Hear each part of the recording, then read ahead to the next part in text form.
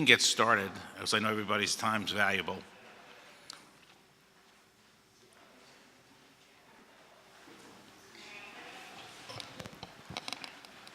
So good morning. This hearing is now called to order. This is the public hearing of the City Council Joint Committee on Housing, Neighborhood Development, and the Homeless and Commerce and Economic Development. The purpose of this public hearing is to hear testimony on resolution number 180360.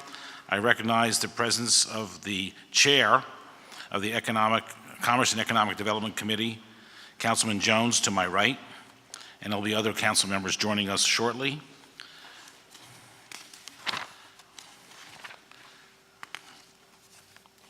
A few comments I wanted to make before we got started.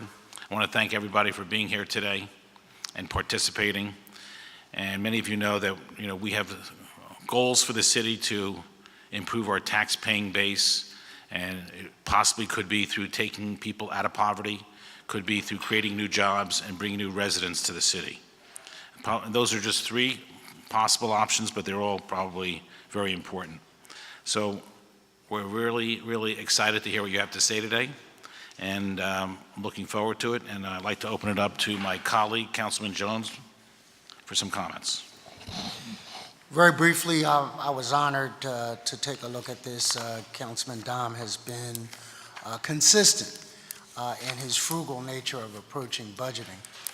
As we make decisions about taxation in the city of Philadelphia, I think it's very important to look at what receivables we have and how we can maximize those receivables before we ever burden the taxpayer with an additional tax.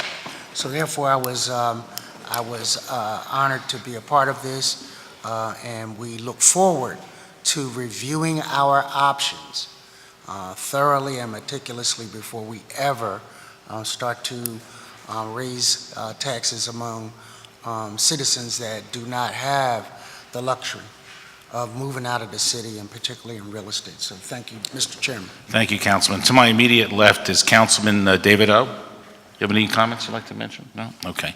By the way, I should tell everyone that Councilman Jones and Councilman O, on a separate note, are co-sponsors of the bill we put forward for tax collection for non-owner occupants. So thank you both. So let's get started. I'd like the clerk to call on the first panel. Councilman Taubenberger's here. Oh, yes, and to my immediate left is Councilman Taubenberger. Do you have any comments before we get started? No, I'm glad you're here. And okay. Thank you. Okay. Resolution 180360, authorizing the City Council Committee on Housing, Neighborhood Development, and the Homeless, and the Committee on Commerce and Economic Development to hold joint hearings regarding growing the city's tax base by analyzing current housing trends, population growth, and the city's labor pool, as well as the real estate market, in order to explore policy solutions to continue to grow the city's tax base. The first panel is Eleanor Sharp, Harold Epps, and Lauren Gilchrist.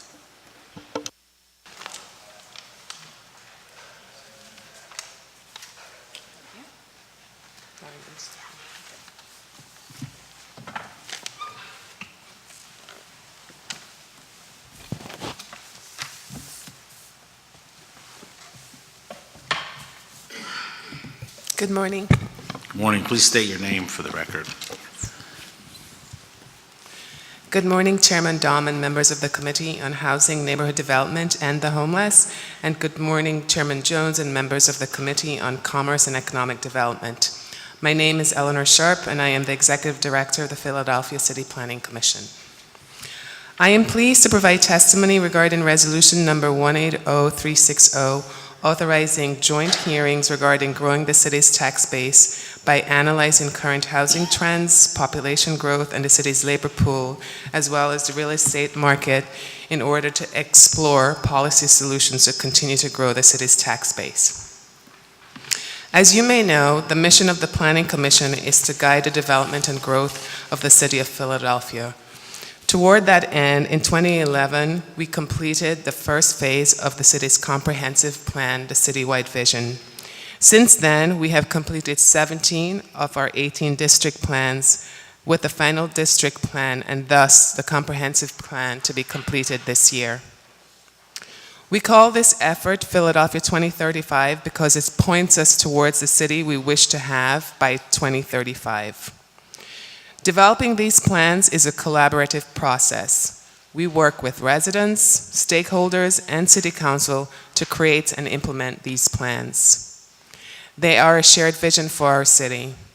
They outline where we wish to see housing, where we wish to see businesses, where we wish to see open space, and where we wish to see investment. Our citywide vision and district plans are built around three main goals: thrive, connect, and renew. Achieving these three goals will produce a Philadelphia with strong neighborhoods and a growing economy. To implement that vision, we have identified more than 12,000 acres to be remapped in our city.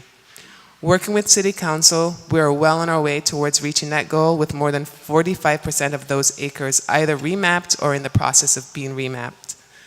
Much of this zone is what we call zoning to advance the plan, and these are zoning changes designed to support new residents, new jobs, and amenities that make our neighborhoods desirable. Many factors contribute to the vibrancy and growth in the city, and the citywide vision and the district plans and the zoning changes that accompany them are only a few. However, I will note that since 2011, Philadelphia has gained residents every year and has gained jobs every year. In fact, our city has outpaced the nation in job growth in the past 2 years. Thank you for the opportunity to appear for you today, and I'm happy to answer any questions that you may have. Thank you for your testimony. Commerce Director. Good morning. Good morning, Chairman Dom and members of the Committee on Housing, Neighborhood Development, and the Homeless. And good morning, Chairman Jones and members of the Committee on Commerce and Economic Development. Again, my name is Harold T. Epps, and I am the Director of the Department of Commerce. I am here today to provide testimony regarding Resolution Number 180360 in order to discuss policy solutions to continue to grow the city's tax base. One of the key strategies to growing our tax base is to cultivate a stronger, more inclusive economy. Indeed, that is exactly what my department works towards every day by fostering equitable economic opportunities throughout the city. Whether it's supporting small businesses in our neighborhoods, attracting and retaining major corporations and institutions, or facilitating international business relationships, our goal is to bring good-paying jobs to Philadelphia for today, tomorrow, and for years to come. By nearly every measure of economic performance, Philadelphia is thriving.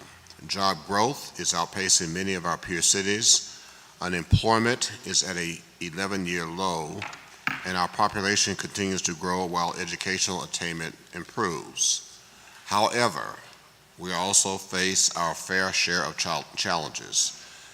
The poverty rate is stuck at about 25%, and there is much work to do to prepare our city for the 21st century economy.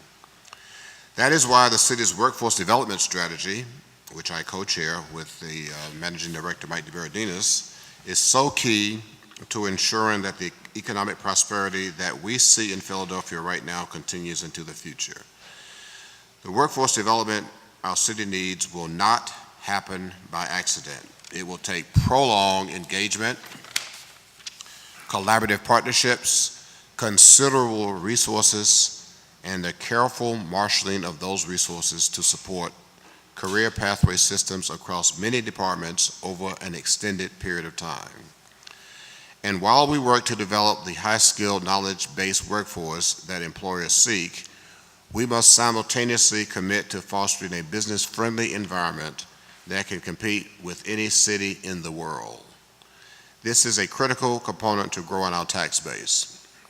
New businesses create new jobs and add to the economic activity in Philadelphia, increasing the city's revenue from a wage tax, sales tax, and business income and receipts tax. As more jobs become available and the competition for labor increases, so do wages. We can't make a meaningful difference in our fight against poverty without engaging the business community as our partners. In closing, I want to underscore we must not take the current economic environment in Philadelphia for granted. Instead, we must capitalize on it. Times like these present us with our best opportunity to take action. We must continue to simplify our business-related regulations and streamline our policies and procedures in order to stay competitive regionally, nationally, and globally.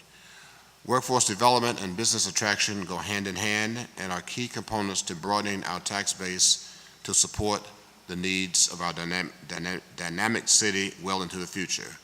I would like to make one modification to my testimony and just add, Councilman Dom, you and I have had many conversations about the 3 challenges that you talk often. I'm going to make a 4th. The 3 are: we want to increase the number of jobs in Philadelphia by 100,000. We'd like to see an additional 100,000 new residents. And the most challenging one of those 3 that we've talked about before is 100,000 out of poverty. But the 4th one I want to add is, in addition to the jobs, we need to make sure that we are finding 100,000 new employment opportunities for Philadelphians, because the 100,000 new jobs do not guarantee that they will go to Philadelphians. And so we got to work on both of those, both the jobs and making sure that there are employment opportunities for Philadelphians. So with that being said, I will close my testimony and look forward to answering any questions. Thank you. Thank you very much. And joining us to my immediate far right is Councilwoman Janie Blackwell. Thank you. And any questions? Well, we'll hold the questions till we finish the panel, maybe. I'd like to ask Lauren to go next. Thank you. Sure. Good morning, members of the committee, Councilman Dom. My name is Lauren Gilchrist, and I'm the Vice President and Director of Research for JLL in Philadelphia. JLL is a full-service Fortune 500 commercial real estate services firm doing business in over 80 countries with more than 78,000 employees. In my current role, I oversee the firm's Philadelphia Research Group. My works appeared in the New York Times, Globe Street, the Philadelphia Inquirer, and the Philadelphia Business Journal. I'm originally from Pittsburgh, and I hold a Master's of Science in Public Policy and Management from Carnegie Mellon University, as well as a Bachelor's of Science in Business Administration from Bucknell University. When I talk to my friends, family, and clients about my adopted hometown of Philadelphia, I like to tell them that I have the best job in the city. I get to spend my work time tracking office leases, multifamily rental rates, studying buildings so I can understand what makes them tick. And most days I also have the privilege of sharing our city's economic, demographic, and real estate growth story as I work with new investors and new capital sources to explore real estate possibilities. In other words, I help people with money to invest get comfortable enough with Philadelphia's real estate dynamics to buy our buildings, build new ones, and by extension, shape the environment that we experience in our workplaces, homes, and when we go outside to play. It's no secret that Philadelphia has been fundamentally transformed over the course of this market cycle. We've constructed 7,500 new units of rental housing in Center City since 2012, with nearly 2,700 due this year. 2.6 million square feet of new or rehabilitated office space is currently underway, virtually all of which will deliver this year. 3,000 new hotel rooms have been added in the downtown over the last 3 years, and we've got more than 1.5 million square feet of retail on its way. All of this construction has been facilitated by the 10-year tax abatement, which has served to correct for a market failure to supply adequate housing, office space, and retail where demand already existed for it. You see its impact in the sky, and you feel it on the street. Our real estate market has begun to attract new investment dollars from New York, DC, Chile, and the Middle East, all of which has made significant investments in improving the existing assets of the city. We are not living in the Philadelphia of post-industrial decline anymore. However, when you look around the country at our peer cities, all indicators suggest that we should in fact be doing even better. If we can turn to a few select charts, which I've included with my testimony for you this morning, you will see that our booming population growth lags 10 of the 20 most important investment markets in the country, growing only 8.3% since the last recession. Our city's economy, as measured by jobs, grew at the 3rd lowest rate among these markets, just 6% over 9 years. While construction has been impressive regionally, we have added only 18,800 new units of housing between 2015 and 2019, just 39% of the average added in the 10 largest metros. And if you're flipping through here, this would be slide number 3. Our office rents are the lowest in the Northeast. I would caveat that by suggesting that Newark is the only less expensive office market in the Northeast. with our rents being 25% lower than average in central business districts and growing just 1.7% annually. To put that in context for you, that is not even keeping pace with inflation. Our construction pipeline is non-existent after 2018, and no new office or retail is set to deliver after this year, with just 500 units of new housing set to deliver in Center City following this year's construction boom. In 2018, in the 5th largest city in America, we live, work, and invest in a national and international capital markets environment. Businesses and investors have tons of choice when it comes to investment strategy. What types of investments? What industries? What markets? Philadelphia has long suffered because we have not had enough innovative companies, made the short list of locations, or been able to demonstrate to these investors that a stable, predictable, liquid investment environment exists here, conditions that are prerequisites for most investors.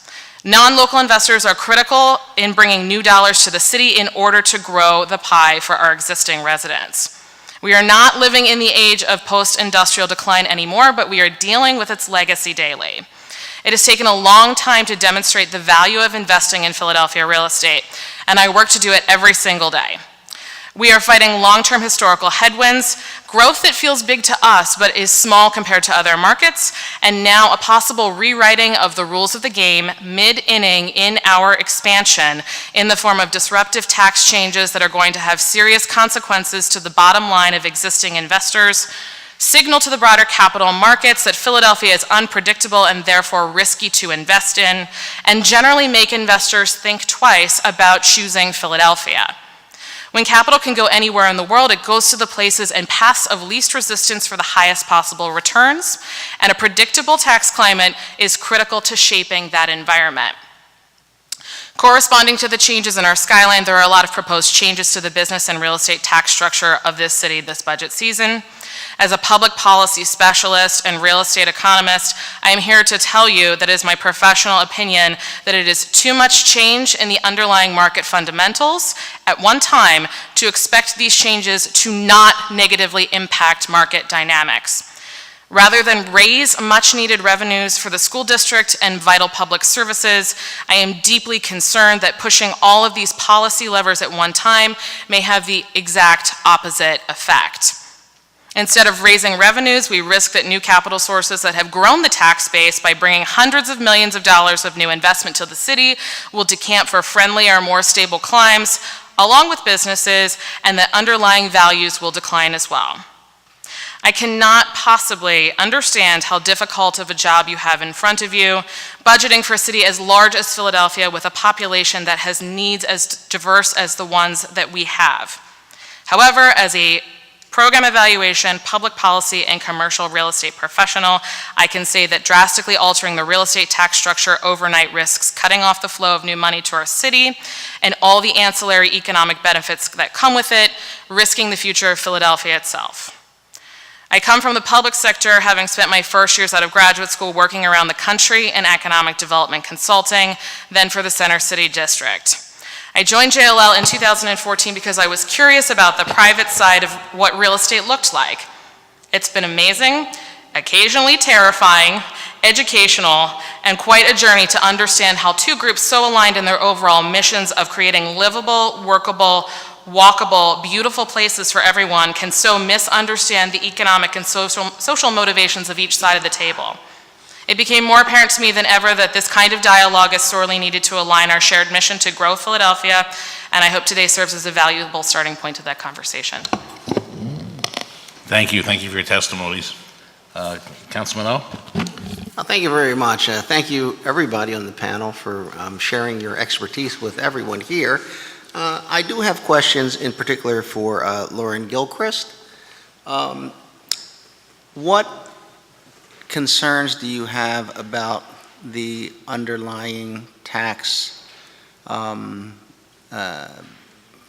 process or policy in Philadelphia that is perhaps subject to dramatic change? Is it one thing like the 10-year tax abatement, or is it multiple things such as the 1%, construction tax? What are you concerned about? I think it's the combination of all of the different policies and levers being pulled at once that is most concerning to me. The 10-year tax abatement, I think you'll hear some testimony in a few moments by some of my colleagues in the industry that demonstrates, but for the abatement, there are thousands of new units of housing as well as millions of square feet of office that would not have been developed. However, one of the things that is most problematic is all of the change that's happening at one time. The increase in assessments 2 years in a row to bring values in line with actual value, the proposed increase to the tax rate, the proposed increase to the transfer tax, proposed amendments to the 10-year tax abatement, proposed construction tax, as well as potentially rewriting the tax code for use and occupancy taxes. That's 7 separate taxes, all that have dramatic impacts not just on real estate, but also the business community. And I can share with you anecdotally that in transactions that we have worked on with investors that are new to this market, we have seen deals die on the vine as a function of underwriting assumptions changing in the middle of the process of due diligence, causing those properties to not trade. So that kind of uncertainty and the full magnitude of the tax changes is what's most problematic. So that is, to me, and I think to the public, because you're actually on camera in case anybody didn't tell you, you're being televised right now. And so a lot of viewers would say, of course, that affects big business and, investors. How does it affect things in communities and neighborhoods like affordable housing, affordable rentals, and things like that? To begin with the question of affordable housing, from an economic perspective, the only way to ensure that housing remains affordable is to continue to build new units. I don't believe that you can legislate your way into affordable housing, and I don't believe that you can tax your way into affordable housing. I think what happens is you create a virtuous cycle that takes pressure off of the existing housing stock when you build new construction, even if it is high-end rental units or high-end condo projects or high-end single-family units, because the population that desires to be here, some of those people that are taking up space in that existing housing stock will trade up into new properties. So for the people at home and for the general public, the new construction that you see has the benefit of taking pressure off of the rental stock in particular that currently exists here. On the economic side of the equation, when you make it more expensive for businesses to do business in a particular geographic location, those businesses create fewer jobs, invest less in the local community, and provide fewer opportunities for the existing residents. So by stopping the existing and planned reductions in the wage tax, you make it more expensive for residents to work in the city of Philadelphia, and you also make it more expensive, by example, for increasing U&O for businesses to do business here, and the functional effect is that there's less opportunity for Philadelphians within our city's borders. Finally, a very kind of specific question. One of the things that we're very interested in as a city is to attract employers who would provide large-scale employment to people in our city who don't have high skills or a high degree of education. Low skill does not necessarily mean low wages at these locations. What kind of policy do you think would be good for the city in trying to attract larger employers so people in the communities can support those small businesses and have money and other things? I think to Mr. Epp's testimony, it is important that we have productive job training programs in place in terms of where we spend our money and how we train our existing residents. Education is obviously a vital component of that. Furthermore, I would say simply that even if we are creating professional jobs within the city's borders or jobs that require a bachelor's degree or more, each of those jobs has the economic benefit of driving demand for other services and other lower skilled opportunities or jobs or businesses that require less skills. So if we create one technology job within the city of Philadelphia, the economic multiplier of that job as a function of the wages that that individual makes and what they spend in the community and the services that they consume is approximately 5 additional jobs for that one technology job created. So even though we see the booming growth in Center City of professional jobs, those jobs have the impact of creating jobs in dry cleaning businesses, in restaurants, in janitorial services, and all across the economic spectrum of skills. So we might not see them as visibly, but they create opportunities in other parts of the economy. And if, excuse me, if I may add to that, because I agree with all of that, increasingly in today's work environment, the conflict is in the statement of low skill and high wage. Starting with the federal level minimum wage of 7 whatever it is, and therefore, we talked about this earlier, this state not progressing with other states in the region. We have the lowest minimum wage in this Northeast region. Those low-skill jobs have low wages, and that's a policy issue that needs to be addressed over time. That's part of the challenge that we faced. We also have, and you've heard me say it 1,000 times, and I will continue to say it, is that from a 2-year, forget 4-year, from even an associate degree level, we have one of the lowest levels in the country. And until we change the conversation and the culture of our legacy population, we will be unable to attract the jobs to Philadelphia. They will go where the talent is, and right now we have difficulty explaining to people that we can guarantee them the pipeline of talent. So we've got a long-term systemic issue to address around the importance we put on education and 2-year degree attainment. I'm not even going to talk about 4-year. Today's manufacturing type job, high volume job, is a warehouse and logistics job. The national average for the job is $13 an hour, but because they take 500,000 to 1 million square feet, those jobs are going to be in Lehigh Valley, Bucks County, and other places where we've got about 2 or 3 sites in Philadelphia that we can put them. And we're going to get 1 or 2 of those in the next 12 months. But those jobs are going to pay $12, $13 an hour. And they'll employ 1,000, 2,000 people. They'll be great starting jobs, but again, the other thing we've got to teach folk, all of us, is the spirit of continuous improvement. Many other countries advance beyond us because they may start at that job, but they don't end up spending their careers there. So again, this is a cultural dynamic that we've got to change because our legacy is based upon manufacturing. 100 years, Philadelphia led the nation in manufacturing. You could come out of high school or either not go down to the factory and get a job and sustain your family for a lifetime. That does not exist anymore. And we're one of the last cities to understand that and respond to it. So we've got a lot of work to do. Thank you very much. Thank you, Councilman. I'd like to recognize Councilwoman Blackwell. Thank you. Good morning, everyone. Good morning. We had a meeting just last night on the old Apple Storage Building. Many of you know it. It's huge. 52nd and Baltimore, goes like about a block. And they changed zoning some years ago, and we need to make sure in council, I'll introduce something that for this administrative review, I may be saying the wrong title, that council knows, because with city planning just doing it, we don't necessarily know. And they upped the apartments they want to put in there from 112 to 153.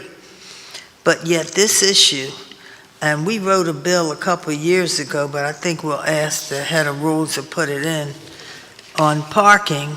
People were complaining they want something like 153 units, but like 63 parking spaces. There's already no parking in the city. And we had 1 for 1 years ago, but when we changed it from 3 for 10 units, even if we put in this bill, and we'll ask, Councilman Greenlee to put it on the list and make it 6 for 10, it's still not enough. And I think that sometimes those who have and our colleagues who do these projects don't realize what the communities have to go through. We had people complaining last night who said, even as they are doing construction, they're parking in front of their homes. She said, I live on this block. I can't park in front of my own home because of these developers who are parking there while they build. And it's just that it's really, to go to a meeting where people are complaining and they're fussing because they feel they're not getting respect. And of course, the owner sent somebody who basically said, I don't know, I'll take it back, I'll explain. And then to have another community member say, what about jobs? You got to do some jobs. You got to do security in a big building like that. You got to do some jobs. So we have to fight. We'll ask for a job, what's the name? A job program so that he'll come to try to hire people. But those who want to do business in our city, the developers, the business owners, the contractors, they have, some of them are fine, but some of them have to be more fair and understanding what happens in these residential neighborhoods or a block that's a block off and adjacent to residences, so that people don't feel they're already being beset upon and they already don't have any opportunity for inclusion. So I'm asking you all, because you deal with this population, that maybe you can tell them when they come to you, say, make sure for those jobs you can, offer them to the people in the community. When it comes to parking, you got to say something. I'll put in my bill. I'm sorry I didn't do more. But there was a big, at the time we wrote it, there wasn't so much support. And so we'll go with the one that is, since we're getting ready to recess soon. But even 6 for 10 units isn't enough. So we hope you all will put this in the back of your mind and help us as we try to support development moving forward, but also support the people who live in those neighborhoods. Thank you, Mr. Chairman. Thank you, Councilwoman Blackwell, thank you. I have a few questions, actually. Commerce Director Harold Epps, do we have an idea of how many jobs there are currently in the city of Philadelphia? 710,000. 710,000. Plus or minus a few, yes. The highest number that I think we've had since 1991. That's great. And do you have an idea of the breakdown of how many of those jobs are residents versus non-residents? I do not, but I believe Nick from the Economy League told me, I think he just told me 53%? 53%. 53% are residents? Yes. 47% are non-residents? Yes. And oh, by the way, if you were to pick up a copy of the most recent Center City District report, it would also convey that many Philadelphians are reverse commuting to jobs outside of Philadelphia. Again, many of them to warehouse logistics and retail jobs, King of Prussia being one of the primary places, because that's where the skill matches the job, or the job matches the skill. Do we have any idea of the total wage taxes paid? How much of that wage tax is paid by residents versus non-residents? Of course, that I do not have, but we can get it. Okay. And so you're saying that 47% of the jobs in Philadelphia are held by people who don't live in the city? That is correct. Okay. And in 2017... And by the way, if you were to go look at our board of our pipeline of targets, many of those jobs, when we are successful, it would probably not change that demographic, and if it did, it would be in a negative way, not a positive way. In 2017... Can I say one other thing? But in addition to that, there's probably thousands of jobs that the Workforce Development Department can identify that are open, that it can't be filled because the skill set is not there, including the simple thing of a driver's license. How many jobs would you say we have that we have not been able to fill? I don't know offhand how many thousands, but it's thousands. 5,000, 2,000? Probably 3,000 to 5,000. And oh, by the way, it's, as I said, it's everything from driver's license, can't pass a drug test, and other fundamental things that prevent people from being able to take the job that the employer requires. Okay, and in 2017, And let me, one other comment. And oh, by the way, we also know of a number of jobs that are in the suburbs where and I'm on a committee trying to figure out how we solve some of the transportation challenges to get people to the job because the mass transit won't get them there. a separate question, are those jobs that are the lower level where you just need a driver's license, what are we doing to try to encourage people to get the driver's license to get these jobs? Well, one of the things we do is we've working with Philadelphia Works, and we're now beginning to pay for the cost of to take the test. That was not true a couple of years ago. How many people would you say? I just Go was ahead. found out, advised of this yesterday, but in some cases, there are some financial obligations that people have that they need to clear up before they can, be issued a driver's license. So there's a whole bunch of bureaucracy that sits between the job and the present circumstance of the individual. Is it feasible to think we can clear up that bureaucracy and get them the jobs? Absolutely, yes, because some of it we're working on, absolutely. And in 2017, And again, based on what we all have said, the headline is we're going in the right direction, we're just not going fast enough. right. In 2017, from the Commerce Department's perspective, what has been the biggest job growth in the city? What area of the city has grown the most? The data would say it would be meds and eds and hospitality and retail. Okay. And those same two, along with tech, are the predicted fastest growing into the future. Tech is the future. It's not the first. Meds and eds is first, hospitality and retail is second, and I think tech is third. So isn't one of the issues that we have is 2 years ago when I looked at the numbers, we have a population that's 26% in poverty. At that point, we had about 32% of our real estate taxes that weren't paid because they were nonprofits, eds and meds, whatever. And it left basically 42% of the population that paid all the taxes. Now, eds and meds pay wage taxes and sales taxes, but I'm talking about the BERT taxes and the real estate taxes. So in some ways, while the eds and meds are growing and we all love our educational institutions and our religious institutions, we need to grow, which is what this is about, the tax-paying base to increase that 42 number up. Otherwise, that burden keeps falling to the 42%. And so does the Commerce Department have any specific programs on how they're going to grow that 42%?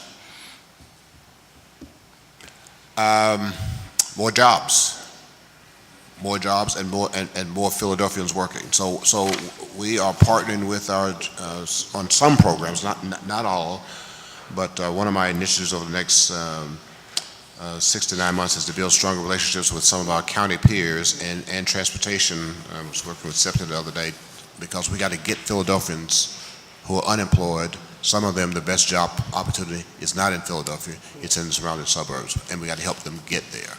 So that's one initiative, but at the same time, we will continue. The number of jobs in Philadelphia have increased 35 to 40,000 jobs in the last 2 years. Some have gone to Philadelphia and some have not.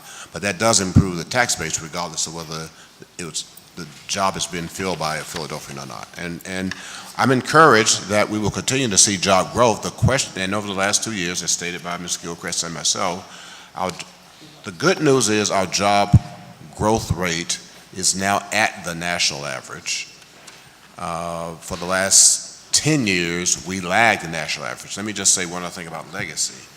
I believe if you go look at the cities that are outgrowing us, most of them are non-legacy Rust Belt cities. Most of them are warm weather, right to work states. So we got a lot of legacy issues that, we've got to shed ourselves. Legislation, regulation, taxation are all part of it, but we've got to pick up the pace. If I could make one quick comment on that, that is definitely true of this market cycle. When you look at the long-term job trajectory 1970 to present, Philadelphia is 19% below the total number of jobs that we had in 1970, and New York and Boston and Washington, D.C. are all 20 to 25% above the number of jobs held in 1970. Each of these cities has lost 90 to 95% of its manufacturing base. So there is something special about us. I would agree, and having lived in Boston and know a lot about New York and DC, each of them have a unique element that we do not have, and again, they have out-educated themselves. We lag them in education, 2 to 4 year degree attainment rate. Ours is 35, by the way, good news, bad news. We were 25% 10 years ago, we're 35% now. Boston, New York, and DC are all over 50.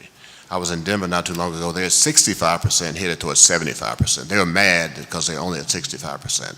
And again, because we're now in a global, knowledge-based, competitive economy, he or she, what city, state, region has the best talent wins the game. And right now, that's not Philadelphia. And again, it's based upon our legacy. We've not valued it. We have not, this city and this state has not valued education the way other cities, states, nations, and regions have. We just have not valued education. Let me ask you a radical question. This is my week for radical questions, by the way. So I've had a few this week, so I'm going to just top it off. Yeah, that's okay. I'm good at trouble. It seems to me that where we are in the last 2 years, the job growth has been average, let's say, of the top 20 cities, but prior to that, it was close to the bottom. So the last 2 years, what you're saying, we've done better, but we're still in the middle. Yep. What can we do radically to change that equation? I'll throw out an example. Prior to 1999, we never saw new construction in the city. Zero new construction, relatively rare. And we put the tax abatement in place and the city flourished. Do we need something like that for business development? So you said radical, all right? If you had no issue on a balanced budget, you would get rid of the wage tax. It's not going to happen, but that would be radical. But to take the theory of the abatement, the abatement theory is simply this. We're not lowering anyone's taxes, but if you decide to invest in the city, we're not going to tax you on the improvements. So let's take that to the business sector for a minute. What if we said, if you open a new business in Philadelphia, or you open a branch and you don't have any business right now in the city, we're going to abate for 5 years X amount of taxes or certain taxes. Would that be a tool that Commerce could use to attract new businesses? Yes, it would. It need to be thought through, and then the issue becomes with the politics is those that have already been here would say, what about me? Well, the same issue, well, here's the benefit. We're expanding the tax-paying base. So what about me is that instead of the tax falling on that 42, maybe we bring it to 45 or 50 so that we expand that base. The only thing I would say about anything of radicalness, you have to slow it down and think about it, because every consequence has an unintended consequence. And so you can't do it on the fly. Right. What I'd like you to do is... I'm open to consider anything that's going to move us faster. It just has to be in a thoughtful way, in a balanced way that does not have unintended consequences. Thank you. Thank you. Councilman Jones? Still morning. Yeah, good. Councilman, may I? So I sat here 10 years ago as chair of the task force in the private sector. And if you went back and looked at the recommendations made in that task force and the one prior to that, and you were to graph progress, we would not like the pace. We'd say, like everything else we've been saying, we're going in the right direction, but it is a slow, methodical slog, and we're being outpaced by our competitors, and they are reaping the benefits at a faster level. Okay, thank you. Councilman Jones?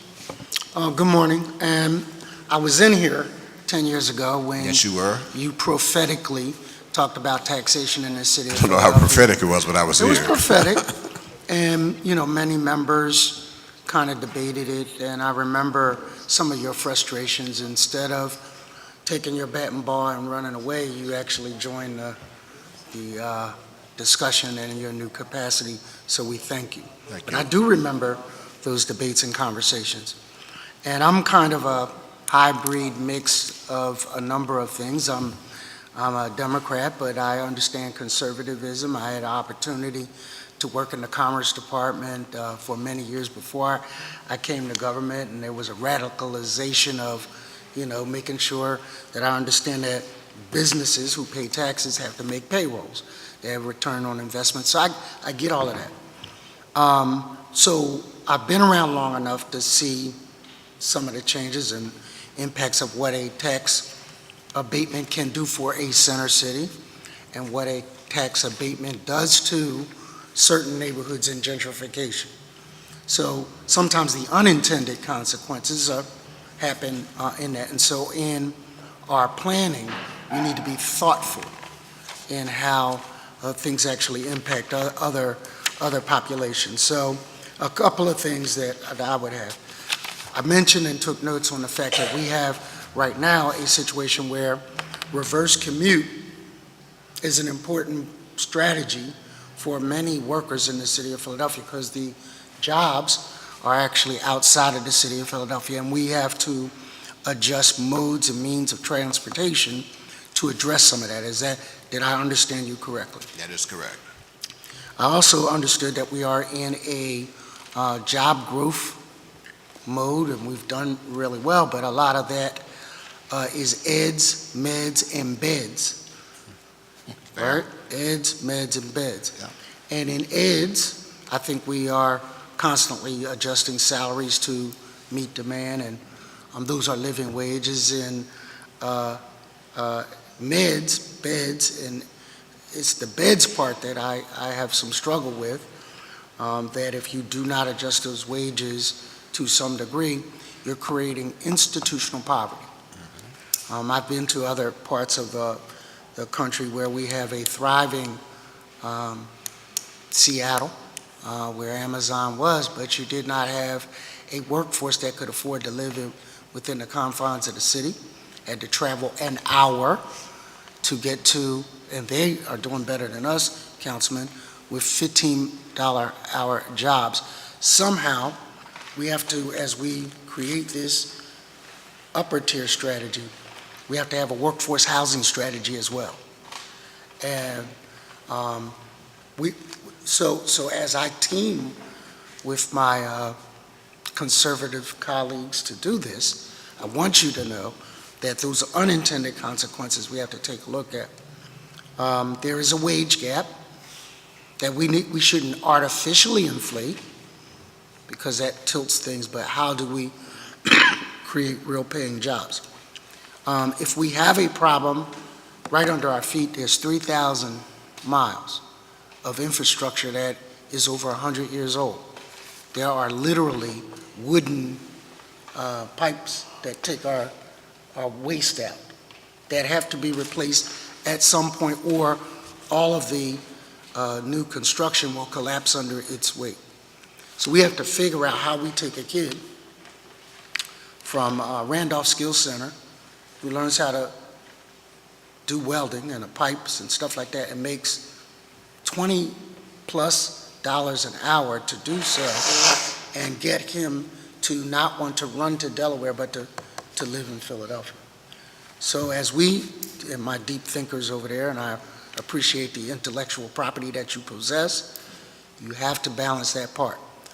We also, some of this, as Councilwoman talked about, there are unintended consequences with being discovered. She's getting ready to do the Brandywine project, which is, in my opinion, going to change or add a zip code in the city of Philadelphia. We're building horizontally, densely, and that's going to happen. And I think it's a great vision of the future until you figure out where you have to park. Right? Yes. Until you have to figure out where you get your workforce from that can easily get to the place of employment.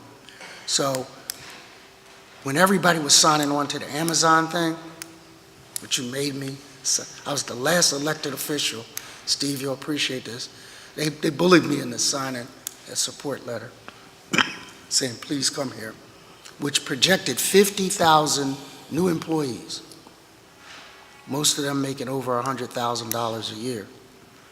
That's good news for some. and it's relocation to others. Because that pressure you talked about by way of the housing stock, everything is going to go up. And, I mean, would you, I would think. And so we have to plan this thing out, all of us, so that the maximum benefits for most people happen. And so when I go into a district and we start talking about tax increases and this and that, and then we start talking about 10-year moratoriums on taxes because of the programs we produce, people don't understand, well, this is really good for the city, but, it's painful to me. So, in our messaging, long story short, we have to show the prosperity for every segment. That's right. For every segment, they all blow, what is it? There's some clever thing. All boats float, tides rise, something like that. Insert that there. Rising tide, yeah. Rising tide. But, yeah. So we have to figure that out in our narrative. I listened intensely to you. I felt like I was back in economics class. It was refreshing. Thank It you. was smart. But I have to be able to translate that back to other group of taxpayers that don't understand their prosperity growth, their shared prosperity. So we have to work on that narrative. Thank you, Thank you. Councilman. Just quickly, I think today is a really interesting step in that direction, and I would love to see more dialogue between these sectors to make sure that we can come to the community with a cohesive message and demonstrate, how and why, and plan for our projects to support them, to support the community, and to grow the economy and jobs and residential opportunities for everyone. So I hope to engage in that kind of dialogue with you.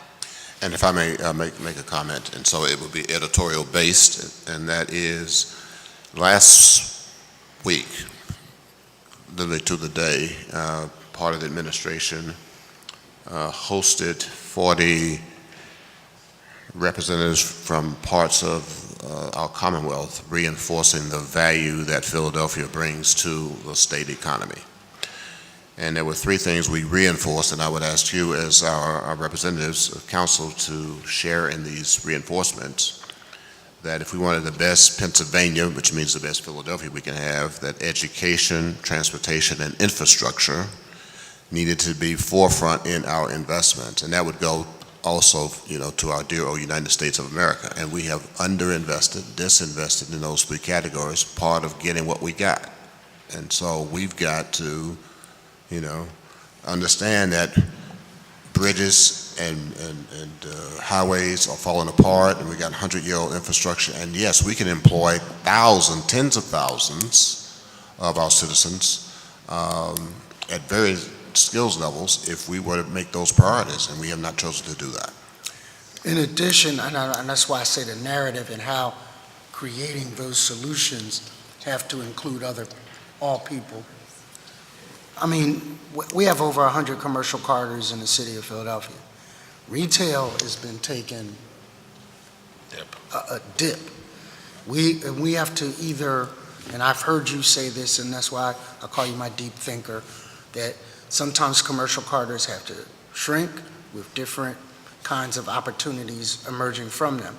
Like, we're doing for example, we're doing a hearing coming up on a thing called porch pirates. We like to use catchy words, but what it means is people are stealing packages because more deliveries are coming. They're finding creative ways to steal things coming in. Well, that's a cottage opportunity for someone who says, no, don't put it on your porch, drop it here, you can pick it up at night. Yeah, We have to adjust that. And UPS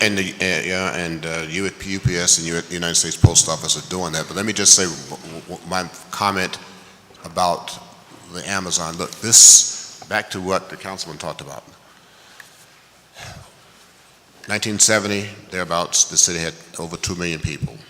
It's got 1.6 million now. So I would argue that one of the best things that could happen to Philadelphia is Amazon chose us, because we have better, the downside to our 50-year decline is we've got room for them. And the Boston, New York, DC, and others do not. They're at capacity. We're not. So we could put 200,000 people in this city, and we won't get 200,000, by the way. They'll span the entire region if we were so fortunate. But we've got the capacity and the infrastructure better positioned than most others. And yes, some parts you would see inflation, but because we are 20% underutilized, we've done the analysis, the housing values of Philadelphia would rise less than they would any place else that they would go. I'm okay So, with all that. yes, but again, it still goes back to we must improve our skill set. Okay, thank you. Thank you, Councilman. Councilman O? Yes, I just wanted to, kind of share a perspective from this side of the table. I recall with Councilman Blackwell doing a best practices in public education from countries that are really at the top of the list.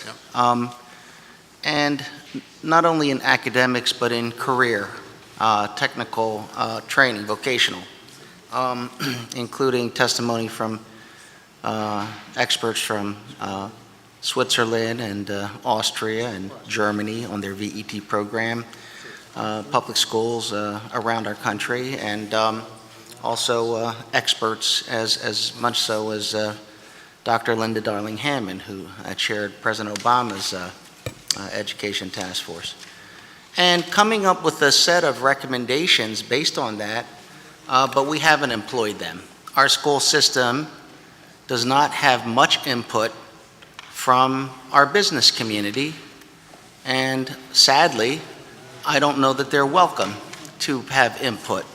And so we have a school system that really needs to provide skills and training to young people, because we know that certainly 70% of them are not headed to college, at least, and that's not really unusual in many countries where 70% don't go to college but earn good living and are not stigmatized by the fact that they do not have a college degree. We have not had that system here in Philadelphia, and I'm really just saying that we have a lot of experts in Philadelphia.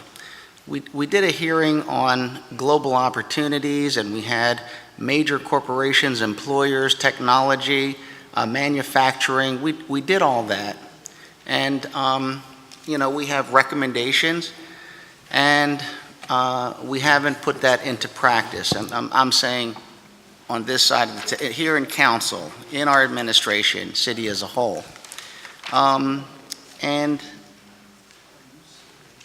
at least from what experts we heard, stability is very critical, as you have said. Solid improvement, permanent improvements, long-term improvements in our education system, stable tax policies, even bad policies that are stable, people can work around. But the constant ping-pong ball effect of improving, not improving, and I say it because now that I've been here in my second term, I know what Councilwoman Janie Blackwell knows, that she's seen it before, it's been done before, and it's being done again. Now that I'm in my second term, I see a new group of council people doing what we did last term, and I suppose I did what was done before the term before, right? I think part of that is that we have to kind of relook at how our system of government functions and how the private sector and our universities and all our experts, they come to us on a term basis, share their knowledge, and then in the next term, we have a new set of players. But I would imagine, as I have seen some other countries that have institutionalized that expertise beyond the mayor and beyond the council, that they have a continuing role of sharing their expertise in setting how the city functions. I kind of think of Philadelphia, and I wonder, I'll have to do some more research, if we don't have a characteristic of being a city that likes to kind of put our hands in the cookie jar and mess around with it. We like to hear things, but we don't institutionalize it and give the power in some part to the experts so they can be part of this process. And I would like to say that, as much as we need your help, I think we have to find a way to make your voice important to this process. So, Councilman, let me just make one comment about the business community having come from it in this city and 4 other cities.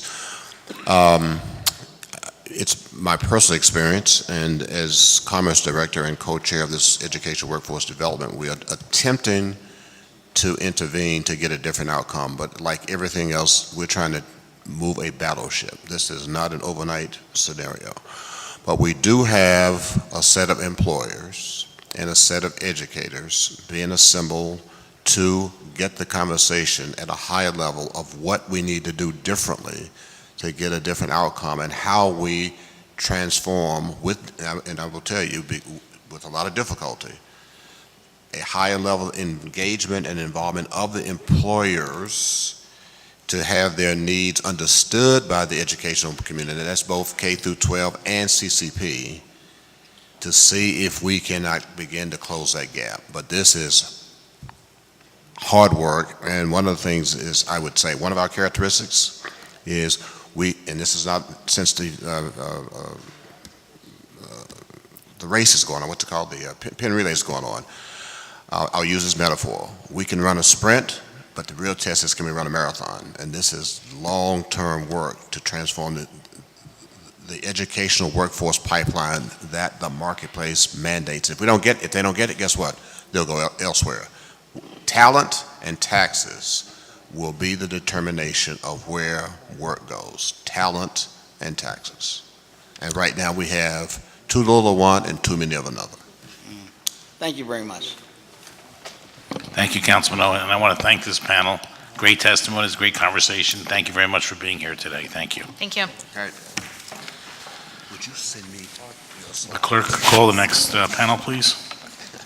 Nick Frontino, Steve Mullen, and Yvette Nunez.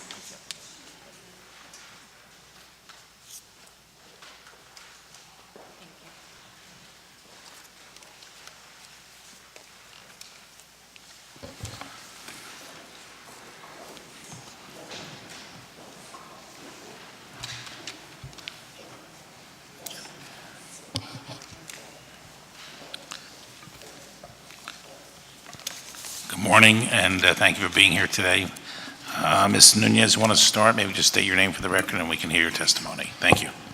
Good morning, Chairman Dom, Chairman Jones, and members of the committee. My name is Yvette Nunez. I'm Vice President of Civic Affairs for the Chamber of Commerce for Greater Philadelphia.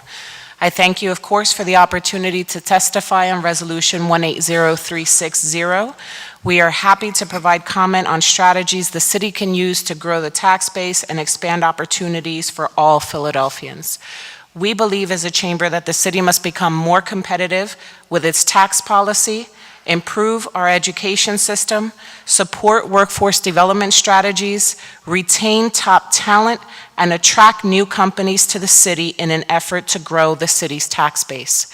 I have submitted my testimony in full. I will not be reading it in completion, but I will be highlighting 2 of those points for this morning's hearing, specifically around improving our educational system and supporting workforce development strategies and the work that the Chamber of Commerce is doing towards accomplishing the earlier stated goal of getting 100,000 people out of poverty, as well as improving our educational system and growing our talent pipeline.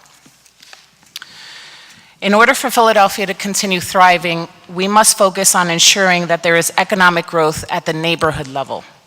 Through our Roadmap for Growth Action Team, the Chamber seeks to work with City Council to build opportunities for business creation and growth, revitalize neighborhood economies, develop a trained and educated workforce, and leverage our infrastructure. We have built a coalition of businesses, nonprofits, civic, and neighborhood organizations that care about Philadelphia's economy as well as residents' quality of life.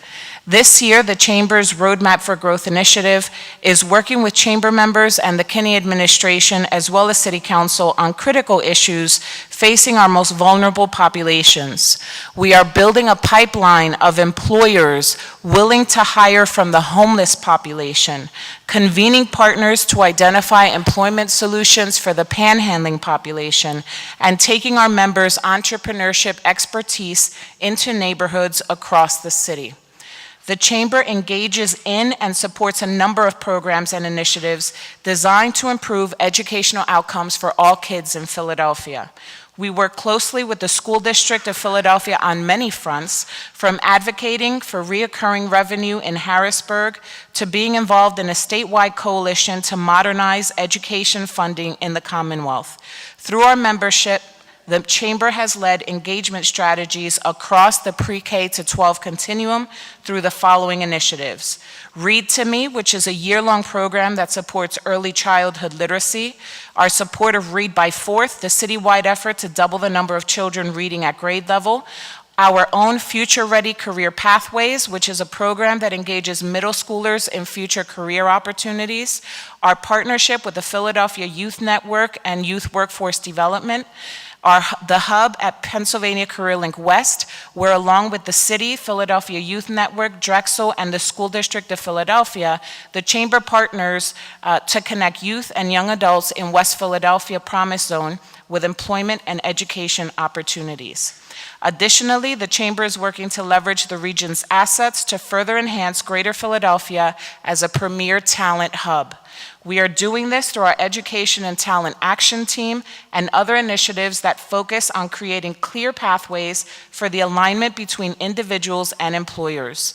Talent in Greater Philadelphia is abundant, diverse, and imaginative, yet we often hear that employers struggle to find and retain their younger workforce. Our Chamber is working to change that narrative. Earlier this year, the Chamber released 10 Ways to Retain Young Talent, which highlights 10 employment attributes that mid-career professionals consider when leaving or remaining with an employer. And often when they leave that employer, they are leaving the Philadelphia region. Those top 10 attributes are access to leaders, career pathways, corporate social responsibility, creative benefits, flexibility, leadership development, lifelong learning, location, mentorship, and peer-to-peer relationships. We thank you for the opportunity to appear before you today and offer testimony on this topic. We welcome the opportunity, as always, to partner with City Council on ways in which we can retain, grow, and attract businesses and jobs and expand the city's tax base, thereby providing additional resources for our schools and neighborhoods. Thank you. Thank you very much. Thank you. We'll hold our questions till the full panel. Whoever wants to go next, it's up to you. Good morning. My name is Nick Frontino. I serve as Managing Director of Projects and Operations for the Economy League of Greater Philadelphia. Thank you for inviting me to testify this morning. I'd like to take this opportunity to shine a light on the role that a talented workforce plays in driving business growth and expanding Philadelphia's tax base. Access to talent is a chief concern for businesses across industries, and a shortage of key skills in the workforce can be a limiting factor on a firm's growth. Now, globally, as jobs evolve and in-demand skills change, employers across industries face challenges finding the right talent. In fact, the 2018 PwC CEO survey found that a third of US CEOs are extremely concerned that today's workforce doesn't have the right set of skills. So what does this mean for cities and more specifically municipal tax bases? Well, cities with a broad and deep talent pool have a decided edge in attracting and retaining businesses. And we're seeing this play out now as much of the conversation around where Amazon will locate its HQ2 is revolving around which cities have the deepest pool of talent. Now, the good news for Philadelphia is that recent years have shown that dense, diverse, amenity-rich places like Center City are increasingly where top talent wants to be. The recent growth in population in and around Center City is testament to this, and as Campus Philly points out, the number of young adults with college degrees in Philadelphia has doubled over the past 10 years. And the number of jobs in the city has grown too, as mentioned earlier, with 712,000 jobs in Philadelphia today. It's the highest level in several decades, though it's on par with the size of the city's job base in the early 1990s. The city would do well to make strategic investments to ensure that Philadelphia remains attractive to the kind of top talent that firms are looking for. This means investing in enhancements to the public realm, in transportation access, in public safety, cultural amenities, and more. These are important investments, but not what I'd like to focus most of my remarks on today. Because at the Economy League, we believe that for Philadelphia to thrive and for its tax base to expand in a transformative way, we cannot be content with just imported talent. Our existing labor force includes more than 700,000 people working or looking for work today. But Philadelphia residents, as mentioned earlier, hold only about 53% of jobs in the city. And only 60% of employed Philadelphians work within city borders. The hard but familiar reality is that too many Philadelphians lack the skills to meet the needs of employers in growing industries and thrive in the workforce. This is, of course, a major reason that we remain the poorest large city in the country. But I'd like to submit that it is also a bottleneck to growth for firms in the city, as the mismatch between skills in our labor force and employer needs can make hiring a challenge. To remove this limit on firm growth, the city would do well to double down on programs that upskill residents, particularly in our many disinvested neighborhoods, so they can better compete for jobs in growing occupations. Better aligning workforce development resources with industry needs is critical to making this happen, and the city's new workforce development strategy and Office of Workforce Development is a strong step in the right direction. But where are industry needs? Today, I want to speak just briefly to the need within technology-related occupations, which we at the Economy League see as a major opportunity. It's no secret that globally, tech skills are becoming increasingly critical across industries. In fact, in the US employment growth in tech occupations has been 5 times higher than the national average since the early 2000s. And here in the Philadelphia metro area, growth in technology-related occupations accounted for 25% of all net new job growth during that period. That's more than 25,000 new jobs in tech occupations in our region since 2002. And projections indicate continued growth. Over the next 10 years, our region could see upwards of 44,000 job openings in IT. And these are good-paying jobs. With a mean annual wage of $89,000, the average tech job in Greater Philadelphia pays $37,000 more than the average salary in the region. And I'd like to also emphasize that contrary to popular belief, more than a third of tech workers hold less than a bachelor's degree. The tech workforce includes a broad range of what we call middle-skill jobs. These include computer user and network support specialists, web developers, health information technicians, and others. These jobs are often filled by workers with an associate degree, an industry certification, experience in some training programs, or some combination of credentials and experience. And not only do middle-skilled tech jobs provide entry points into a growing field that pays family-sustaining wages, they are on-ramps to long-term career pathways. The bottom line is tech job growth represents a major opportunity for our city. But how to capitalize? A few places where the city can take the lead, as outlined in the Economy League's Driving Tech Talent Growth in PHL Action Framework that we released last year. Number one, supporting efforts to launch a tech industry partnership that will allow firms to collaborate more closely around shared needs and solutions, and there's some early work happening in the administration right now around this. Supporting the expansion of employer-led internship and apprenticeship programs to help more city residents acquire critical tech skills and compete for jobs. And 3, prioritizing and funding inclusion of tech learning in K-12 curricula to build a sustainable pipeline of tech talent over the long term. Well, just the tip of the iceberg, advancing these efforts will help put Philadelphia on the path to deepening and broadening its tech talent pool, making the city more attractive to businesses and providing a platform to raise people out of poverty.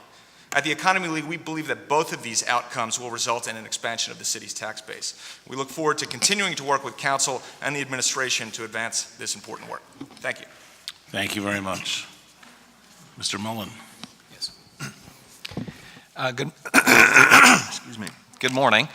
I'm Steve Mullen, president of eConsult Solutions, a proudly Philadelphia firm, even though I wish I had spelled it correctly, here. I want to thank you for inviting me to share some thoughts concerning the growth of the city's tax bases, and I'll use it as plural. It is something that I have been personally and professionally interested in for a quarter of a century or more. And I think as I look around the room, in one way, shape, or form, I've worked with almost everyone here. It is something that is personally, passionately important to me here. You have heard and will hear many details and information from excellent experts during these hearings, and more to come, I know. Rather than repeat many of their great points, I would like to share my big picture, sort of a macro view of the past, current, and future growth of the city's economic bases, and primarily via growth in population. The causes and effect, and my views as to what, generically at least, the city government should and should not do to positively impact future growth, and therefore not only see the city's general revenues grow, but also, and I believe much more importantly, to increase the economic opportunities and standard of living for Philadelphia's citizens. And I have to note here, I do not believe that those two are always mutually consistent objectives. First, we live in a city that until recently had not seen population or economic growth for more than half a century. The basic reason for this was people, resident here and anywhere, had clear economic reasons not to live, work, and invest outside of the city of Philadelphia. Our reaction in general was to tax and regulate people and businesses even more, leading to the city becoming increasingly less attractive for economic activity. We were less competitive and we were losing to other jurisdictions. When I was in city government in the 1990s, one of the in vogue concepts was managing decline. If there's ever something that sort of doesn't have a rainbow or a happy ending there, managing decline was the in vogue story. Scholars studied it, and we had delivered detailed analyses of how to do this. But that world can only function with two economic characteristics. One, we need to have financial resources imported in from someone else. In other words, we would be dependent. And second, perhaps more important, our remaining citizens get poorer and accumulate little or no wealth. In fact, in that world, both economic opportunities and the wealth of our citizens were getting destroyed every hour, every day. Fortunately, the underlying trends of decline have changed, structurally and not cyclically. I am not a big believer, Lauren Gilchrist was talking earlier and she mentioned something about market cycles here. I am a big believer that the future in Philadelphia is a structural, deals with, and what the government can do, deals with structural change, not cyclical change here, and that the business cycle essentially is nowhere in our control at all. But encouraging the continued structural change is within the city governments and the city's control. In the past story, we're all familiar with the cycles that combine with structural economic decline. We would go into a downturn, a national downturn first, we would go deeper, we would come out later, and we would rise lower here. And that was the signal, that was the symptoms going down. At the end of the Great Recession, we had a sort of a slight turn in that we didn't drop as deep as many other cities, and we sort of came back out a little bit faster, and for a while there, sort of in advance relative to many other cities. But one of the things, some of those other cities are still very, very strong cities, because the difference today compared to the last 50 years is our demand, our population is actually growing. So it's not a smaller, weaker, less economically vibrant version of ourselves each time out. But these trends, this structural trend, is largely, if not completely, due to national economic and demographic factors. And I say, simply put, I believe that we do not know how to grow, meaning we do not know how to deal very well with the consequences of more people and businesses and investors wanting to be in Philadelphia. No one under the age of 75 can remember a time when Philadelphia's population grew and when its economy grew in proportion to the nation's economy. Growth became a foreign concept to many, with stagnation and decline being seared into our vision, our hopes, our forecasts, and our behavior. Worse, we have managed in many quarters now to see population and economic growth as a bad thing. Clearly, the biggest changes we are witnessing now is that more people want to locate in Philadelphia than want to move out, leading to a population increase that is, frankly, shared across most urban centers in the United States. A city's population change is comprised of three components: the natural increase, birth minus deaths here, net domestic migration, that is domestic migration in minus domestic migration out, and net foreign migration, which is immigration minus emigration.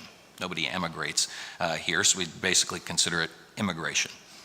In the past decade, the city's foreign net migration, immigration, has been significantly higher than it's been for 100 years. By the way, it used to be very, very big, obviously, a century or more ago. And importantly, in effect, the city's overall population increase has come primarily from this source, additional foreign immigration. Also, net outmigration, domestic outmigration, has decreased. It is still negative, but it has decreased mainly due to younger generations choosing urban lifestyle over suburban lifestyle and staying longer, and to a smaller degree, empty nesters choosing urban lifestyles. But don't be fooled. Most of those groups still live in suburban areas and will continue to do so. The point, however, is statistically, a relatively small portion of a very large population changing their behavior can reap huge population changes for the city.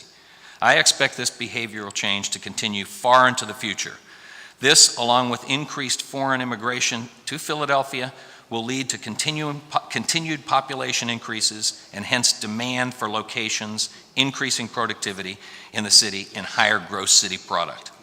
I do want to note one thing, that with regard to net domestic outmigration, what a lot of people don't realize is when we look at cities like New York, Boston, Chicago, other big north central cities, some which have grown and some which have not, and I'm specifically not counting the southern cities, where a huge portion of southern and western cities, where a huge portion of their growth is the equivalent of growth in Westchester or Haddonfield or Ocean City in some cases, inside the city limits there. Here, the percentage net outmigration, domestic outmigration for all of these cities, including New York City, was all the same proportion.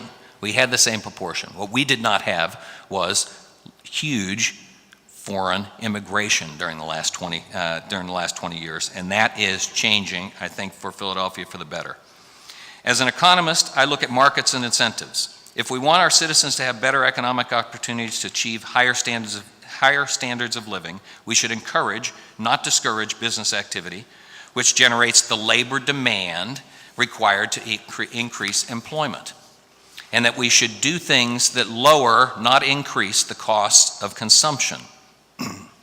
I have to note here too, one of the albatrosses that I have around my neck is when we talk about taxes here, I have to go on the record and say what I consider to be the killer tax in this city is no longer the wage tax and no longer any of the taxes except for the net income portion of the business and receipts tax, old BPT. The net income. That is our corporate income tax, and that is what I consider to be the major killer tax for Philadelphia. If we want people to have better housing opportunities, we should encourage, not discourage, greater housing supply and greater rehabilitation of a very large stock that we have existing now. If we want our citizens to have opportunities to accumulate wealth, we should encourage, not discourage, the increased attractiveness of locating in the city, therefore increasing demand that generates the economic opportunities and wealth, something this city, meaning our citizens, have missed for decades. A legitimate and important topic today is the notion of fair or equitable growth, and I believe it is the single biggest issue we face in the city today, and I think rightfully so, and I don't think it's unique to Philadelphia. Each of you in your questions have commented on it, and all of the respondents, and I suspect continuing this in these hearings, will all comment on that. Not dealing with it appropriately could lead us back to the decline we experienced for so long, with all of the harm to our many citizens that we have witnessed over those decades. Until we are all clones, however, we will not all agree on what constitutes equitable growth, and we will not all share the same value judgments underlying these trade-offs. But that's exactly why we have governments, to make collective decisions in worlds where we have different views and values. So regardless of any individual view of fairness, I believe we can accomplish more equitable growth and development in one of two ways. First, by figuring out ways to better understand what's going on and help more widely distribute the vast economic benefits of population and economic growth. Or two, we can try to make it more equitable by considering that growth itself is bad and we can't handle it and discourage that. But to me, that is not really equitable because the poor will always be harmed by slow and no economic growth. I would vote for the first approach. Indeed, I think that all of the ingredients necessary to achieve a truly remarkable economic transformation never really accomplished anywhere on the planet Earth to date are sitting right next to the pot on the stove. I believe strongly that our intentions are good and our leaders are talented and committed. Thus, we have capacity to make an amazing pot of soup. And by doing so, we will make Philadelphia the world's premier showcase of fair, equitable, and inclusionary economic growth in a truly diverse city and economy. And then we will get on the cover of the Rolling Stone. Thank you. Thank you very much for your testimony. I'd like to recognize Councilwoman Helen Gim to my far left. Thank you. And Councilman O, I think you had a comment. All right, I have to apologize. I have another commitment, but I did want to just comment in reaction to what you said, that you are providing valuable information. Some people may know less of it, some people may know more of it, but at the end of the day, how does it translate from good suggestions into action items? I'd like to just recall that sometime in 2013 or 14, I met with about 60 major employers in our region over the idea of implementing into our school district a VET program. And as Councilman Taubenberger knows, because he's been to Germany, that program is fairly well paid for by the businesses of Germany or Austria, and basically consists of the opportunity for high school students who are going into industry to spend the last 2 years or so of their high school education getting paid as an employee of a major corporation like Boeing or Mercedes or GlaxoSmithKline, 3 days a week working and learning and getting paid 2 days a week in school and having additional help. It was written into the bill, the charter change, as part of what the city school district would do. It didn't go anywhere. And I think the issue of what we're doing about our public education is an ongoing situation. We certainly are, it's wonderful we have it back, and it's certainly very challenging. I understand Mayor's doing everything he can. But ideas have to become a practical path. And someone described Philadelphia as a city of a bunch of cats all going in a different direction and not pulling together. And I guess the real point of my story is, and so it didn't work out. But what about the 60 employers who wanted to have the program? If it didn't work on our side, you know, because we're a democracy, we argue with each other sometimes, work with each other, disagree, agree. But the 60 employers and the other employers, why don't they form their own group? Why don't they push this in education? Why don't they go ahead and start, you know, creating opportunities to see a VET program? For example, we have a music task force. It's a music task force of music experts, Grammy award winners. I dare say no unqualified person on there because a politician put them there. And by the way, no politician sits in their meetings.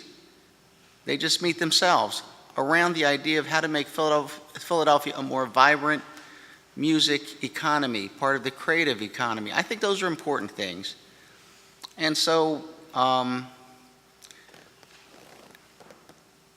know there's things we have to do, and I think most of it falls into the the ability to do it falls into the, really the power in this city is with the mayor, and the school district and others, and we have our responsibility. But I do, without trying to shirk from our responsibility on council, I do wonder about the fact, why is it so difficult in Philadelphia to get everybody on one sheet of music? Anyway, I'll wonder about that. I'm sure everybody here's thought about this. Have you got some ideas that I didn't come across? If I could just make two comments in response to your comments. Number one, I would submit that as nationally the labor market gets tighter and it's harder for employers to hire and retain talent, that it becomes easier to bring employers to the table around additional solutions for workforce training and investing in their own workforce. So I would say that as the labor market is as tight as it has been in a while, that there is probably better opportunity to engage employers than there has been in some time. The other thing that I'd just like to point out is that part of what the Economy League does is always looks outside the city to other cities to understand where there are best practices that offer lessons for Philadelphia. Later this year, we'll be taking a group of leaders to Seattle to examine some lessons from Seattle. And I've been out there to take a look at some really kind of compelling issues around workforce, or compelling initiatives around workforce. There's an organization called the Washington Technology Industry Association, which is a consortium of major tech employers. Of course, their tech economy looks very different out in Seattle and in Washington State, but they have come together around workforce solutions through a workforce institute that we will be shining a light on, with an eye towards drawing some lessons back for Philadelphia employers, and we'll have some Philadelphia employers with us on that trip that we hope to help make them understand exactly what it is that has brought the employers in the Seattle area together around some of these issues. Well, thank you very much. I'll just add anecdotally that I've been around the world on my computer. I've been to all kinds of cities. I've looked at in great detail to kind of best practices. There's nothing like going out there and meeting the people and hear what's not written on the computer. But I just think that in today's world with the internet, I've seen amazing things done in Latin America around public transportation, things done in small cities that we've never heard of that are so innovative. I just think there's so much best practices that are not theoretical, they're done, that we can emulate and tailor. Anyway, the workforce thing, I know it requires something on our part. Employers can't create a VET program, and we can't either. We have to go to Harrisburg, get legislation, exception, city of the first class, in order to implement such a system. But we do have to move it forward, and we do need the support of the business community, the employers and others, the education advocates and all that, the unions to make that happen. Right, thank you. Thank you, Councilman. Thank you. I have a few comments. I guess, Mr. Frontino, I'm a big believer in tech, first of all. I'll just put it out there. I love I know you are, Councilman. Technology, because I think it's the future. Because I read recently that 46% of our jobs in the country in the next 20 years are going to be replaced by technology. I mean, the numbers are staggering. So here's my frustration. Right now, we're in a budget process. We're being asked to fund the schools, which I'm in favor of funding, okay? What I would like to see, though, are certain metrics required in the funding. So we know that technology is the future. We know we have a relatively little lack of training in many of our workforce jobs that we can't fill. We heard from the Commerce Director that we need to educate better. And so I'm looking out and saying, why are we not, number one, requiring from pre-K to 12th grade teaching, and I've said this before, teaching financial literacy, teaching technology, and teaching entrepreneurship, number one. Number two, yesterday in council, I mentioned the Cristo Rey School. We know Cristo Rey works. We know it works. They had, I think, 86 students in their senior class, all 86 graduated. This is Cristo Rey up on North Broad, moving to 17th and Allegheny, I believe it is a school where families of 4 with $35,000 of income or less can send their kids, and many of those children are very low income and have had terrific family issues. Yet the concept is Every student works 1 day a week, kind of what Councilman O was talking about to a degree, 1 day a week in a job, from 9th, 10th, 11th, and 12th grade. And I'm a believer because I have Cristo Rey in both of my places of work. And I see these kids who come there and they're doing unbelievable. Yesterday I have a graduate who's going to Swarthmore next year. Why are we not doing that? My question, and not for this panel, just want to get it out there. Why is the public school system not adopting 10 or 20 high schools and matching them up to the Cristo Rey model, even if the pay is minimal or there's no pay? The experience of working in a job and it being exposed to 4 different job experiences is huge, especially if we could match some of these kids with tech companies where they can get jobs, because 1 out of 3 jobs in tech don't require a college degree. They can go right into coding or a job in tech.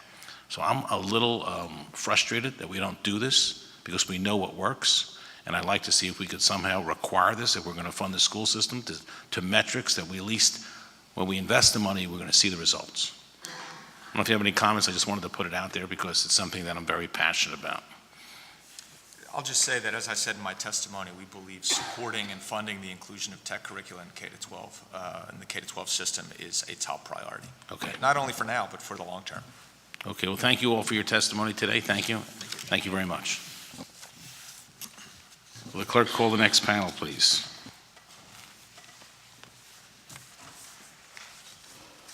Brian Cohen, David Grasso, and Leo Adamondo.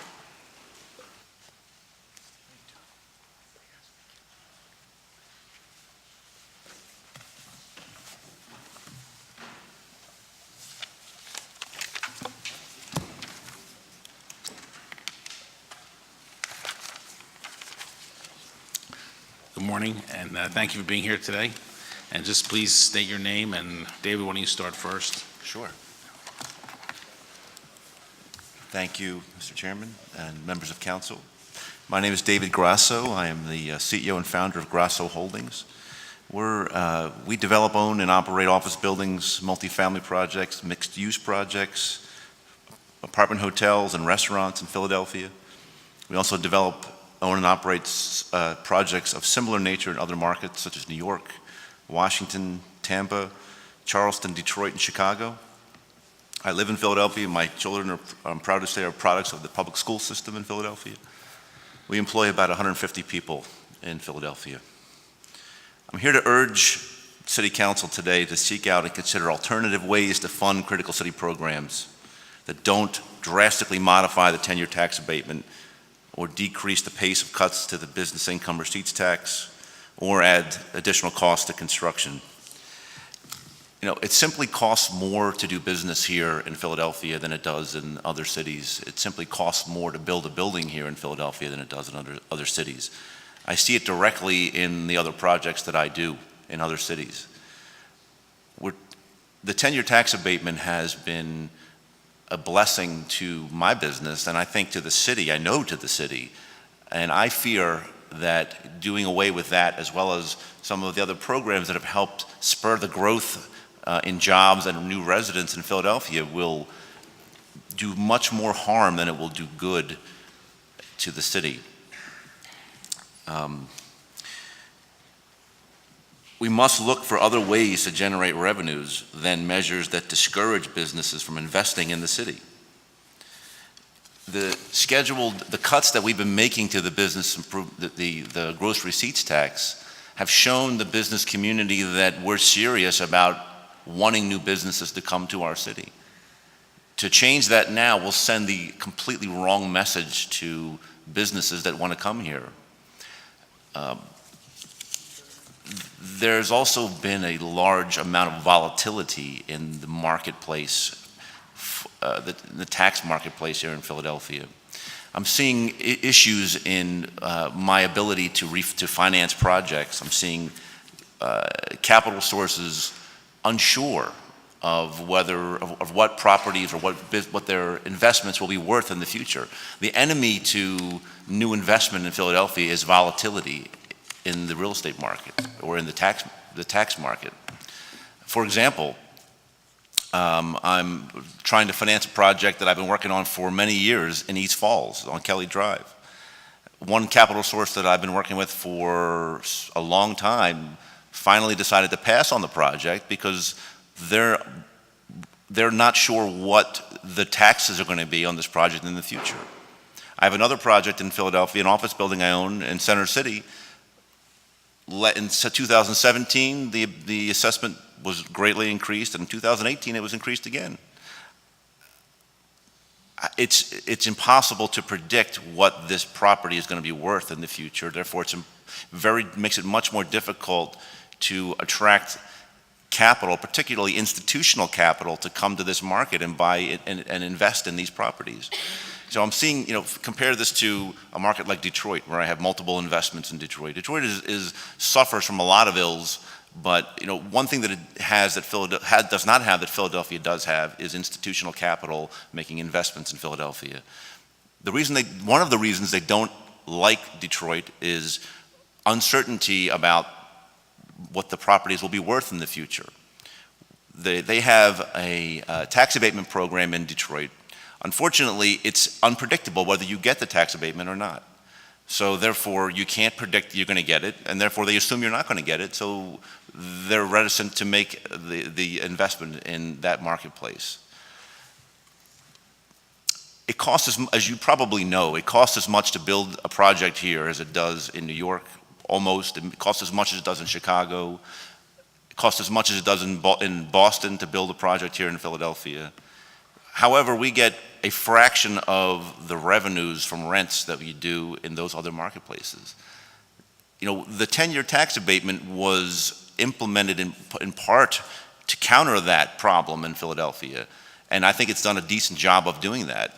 To do away with that now, you're going to see, what will happen is the values of real estate will go down, assessments will go down, tax revenues will go down, you'll see less trades of real estate, you'll see therefore less transfer tax revenue, and you'll see less people moving into the city, less new construction, which will mean less gross receipts tax. I think it's a short-sighted fix to the problem. That doesn't mean that it couldn't use some updating and to make it more equitable. There are clearly huge problems in the city with the school system and with the deep poverty in many of our neighborhoods. We need to find ways to increase funding for the school system that don't discourage businesses from coming into Philadelphia. That's my fear. It's really my fear that we're going to take short-sighted approaches to these problems that will do more harm than they will do good. And I really urge council to be very thoughtful about these new measures that people have been talking about implementing, like the modifications to the 10-year tax abatement, reducing the cuts to the gross receipts tax, increasing the construction tax. We're already way more expensive than we should be construction-wise in Philadelphia. Now we're going to add another cost onto that. It seems ludicrous to me to do that. We have so many advantages in this city. We're a walkable city. We're comparatively cheaper to live here than many others. We should take advantage of those. We need to find ways to bring new businesses here and increase the tax base. And I'm concerned that we're going to kill the goose that's laid the golden egg. Thank you very much. Brian Cohn? Good morning. Can say that still before noon. My name is Brian Cohen. I'm Vice President and Market Officer for Liberty Property Trust, where I'm responsible for Liberty's Philadelphia development and real estate portfolio. I am neither an economist nor a public policy expert, so I'm going to be focusing my comments on commercial real estate and some of the challenges that our industry faces and some of the concerns of unintended consequences of a few of the current proposals that are currently out there that I think Lauren listed. Liberty was founded 46 years ago by Bill Rouse. We are a $10 billion real estate company, publicly traded on the New York Stock Exchange. We have properties in 25 different geographic markets, but our roots are in Philadelphia, and we've been very active in Philadelphia. So since 2004, we've developed 19 office and industrial buildings, total about 4.6 million square feet of space. So that's the equivalent of about 4.5 Comcast centers. It represents an investment of about $2 billion. So we're very active in the city. But more importantly, I think, for the city is that these developments have created over 10,000 construction jobs. They're currently occupied by 53 different companies, which employ approximately 20,000 people in the city of Philadelphia. Customers include Comcast, GSK, Tasty Baking, Penn Health, Thomas Jefferson University Hospital. In our role as an owner and a developer, we are constantly marketing the city to companies to move into the city, to expand into the city, to stay in the city. And really, we represent kind of the frontline salespeople in many instances for business attraction in the city of Philadelphia. And over the last 17 years that I've been with Liberty, the narrative has improved dramatically. There's an exceptional value proposition that the city today has to offer that didn't exist 10, 15 years ago. And this is really a testament to members of council and past administrations and the current administrations. And I think understanding that we need Philadelphia to be a business-friendly place to do business. However, while the narrative is improved, the Philadelphia sales pitch is not without its challenges. Cities confronted by a very high cost of construction, which ranges between 30 and 40% higher than that which occurs just outside the city's borders in the suburbs, and is also higher than many other cities across the country. In addition, the tax environment, again, has improved, but in many ways, it's still less favorable than what occurs just outside of the city. And as others have said, Philadelphia trails other cities in those key demographic indicators which affect real estate investors such as job creation and population growth. So as a result of all of these challenges, and I can just speak again to commercial real estate as it relates to office and industrial buildings, every single new construction office building in the city of Philadelphia over the last 15 years has required some sort of public subsidy in addition to the 10-year tax abatement. So you can see that Philadelphia has already kind of its challenges as far as getting new office buildings out of the ground in the city. That being said, we recognize the city faces a lot of challenges, and that to change the trajectory, additional funding sources are required. However, we're very concerned about some of the unintended consequences, the cumulative effect of some of these recent proposals and recent changes. I'm not going to list them. I think Lauren did a great job at listing them. But these proposals, I want to point, are also against the backdrop of new stormwater regulations, which will increase the cost of construction, and more stringent energy code requirements, again, also increasing the cost of construction. Currently, my team and I were in discussions with 7 different companies for requirements that will either come from outside of the city or expand within the city. As prudent, cumulatively, those opportunities represent the addition of over 1,000 jobs to the city of Philadelphia. And any additional costs in construction result in a direct additional cost to those prospective companies, so should they choose to move into the city. At Liberty, it's not just about, in my role, not just about competing for companies to occupy our buildings, but it's also about competing for the finite capital to invest in new projects. And we need to think about, are we going to invest our capital in Philadelphia, or are we going to invest our capital elsewhere? And with the narrative that has been discussed and some of the challenges that we've had, it's becoming very difficult strategic decision to continue to invest at the level that we have over that last 10 years. Fear at the moment where Philadelphia has made great strides and developers are willing to invest and companies are exploring the opportunities to locate and expand, we're interjecting additional costs and uncertainty.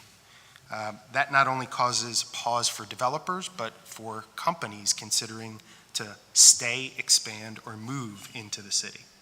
Again, we recognize there are some systemic challenges that the city faces which must be addressed and will require additional funding sources, and that the real estate community is going to need to be part of that solution.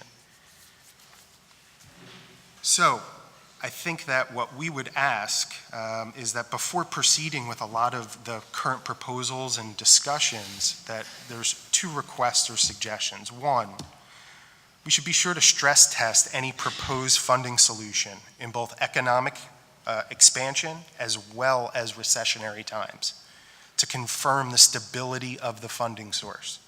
Many of the proposals may have a significant impact in an economic expansion, but will fall short of expectations in a recession. I think, in my opinion, the stability of those funding sources should be just as important as the potential amount of funding. Second, we collectively ask that the real estate community have the opportunity to further engage a dialogue with council about some of these current proposals so that we can work together to identify a comprehensive solution and both parties can gain full understanding of the impacts of the various proposals and hopefully identify a solution that would not have severe unintended consequences of turning away businesses and ultimately reducing the tax base. Thank you. Thank you very much for your testimony. Leo? Thank you, Councilman Dom. My name is Leo Adamondo. I'm the founder and managing partner of Altera Property Group. We're a Philadelphia-based real estate investment development company. We also have investments in 5 or 6 other states. So I think similar to Brian and David, have a perspective on the local market, but also a relative perspective on how we stack up against other major cities and major places where sources of capital can choose to invest. Rather than read my testimony, which is, I guess, already been submitted for the record, I'm just going to touch on 3 points and be brief. I think that there's a misperception on the part of a lot of people, citizens of the city of Philadelphia, members of council perhaps, members of city government, the administration, that the real estate development and investment industry and business is an extremely high margin, lucrative line of work. Certainly, as with all commodity type assets, the values of real estate go up and go down over time. But I think typically, just so people understand, we work on, I would say, 8 to 12% margins on a net basis. Okay, we can talk a lot about how that number is derived, and it depends on the type of real estate asset and how long you hold it. But at the end of the day, if you look across all real estate asset types, 8 to 12% is a pretty good measure of what the profit margin is. That's pretty average as far as businesses go. It's probably more profitable on a net basis than a grocery store, but certainly far less profitable than being in the software business or being in the insurance business, for example. Okay, I think it's important that that's on the record because 8 to 12%, when you consider the amount of debt that most real estate projects require. Now, every investment is different. REITs might use different debt levels than private developers like David and myself. But on average, I'd say 60, 70% of all the capital that goes into real estate is debt capital, not equity capital. So if you think about it, if you're borrowing 2 or 3 times to 1 on the equity you put in, it doesn't take more than a 20 or 30% decline in the value of real estate, which, by the way, has happened historically every 7 to 10 years, okay, for your entire investment to vanish overnight. So I think in the context of how much can you squeeze out of property owners and out of real estate developers to attempt to plug other funding sources, it's important that people understand how relatively thin the margins are in the business, how volatile the prices are, and how quickly just never mind the profitability of it, but just the capital invested, the equity capital invested can vanish, okay? We're at a point right now in the real estate cycle where this is probably a little bit more on people's minds. It is on my mind than it would have been 4 or 5 years ago because, we are almost 10 years now into the recovery of this current real estate cycle. And so the market is in itself outside of Philadelphia at a very critical juncture. Adding additional tax burden into the industry on a local level it probably couldn't be any more poorly timed than right now. Second point I want to make is about the 10-year abatement. And I want to make sure that for the record, there's an understanding about how the abatement is working today, okay? For the last 15 years, up until 3 years ago, there was an opportunity the city had that it unfortunately didn't take advantage of until 3 years ago to begin to generate additional tax revenues during the 10-year abatement by reassessing the underlying ground and the existing buildings as they were before they were renovated and put under the abatement, okay? Today, most of the high-value property in town, most of Greater Center City has been reassessed several times. And if you look at the percentage of the taxable basis, the assessments, that is actually being billed during the 10-year abatement, the taxable portion, okay, during the abatement, which is the value of the structure before renovation or the value of the land, okay? For commercial properties, you're getting about 20% of the value of the property as land these days, which means that the 100% abatement is no longer 100%. For commercial properties, it sits at about 80% today. So we're not working on a full 10-year abatement anyway going forward. We're working at an 80% abatement for commercial properties. For residential properties, which seem to be a little bit more of the discussed inequity and a little bit more, I would say, of an emotional conversation with some citizens, some people in Philadelphia. On the residential side, condos and homes, okay, townhomes, single-family homes, currently, particularly in Greater Center City, the land portion of that assessment is between 25 and 35% of the total tax assessment. That entire portion is taxable during the 10-year abatement.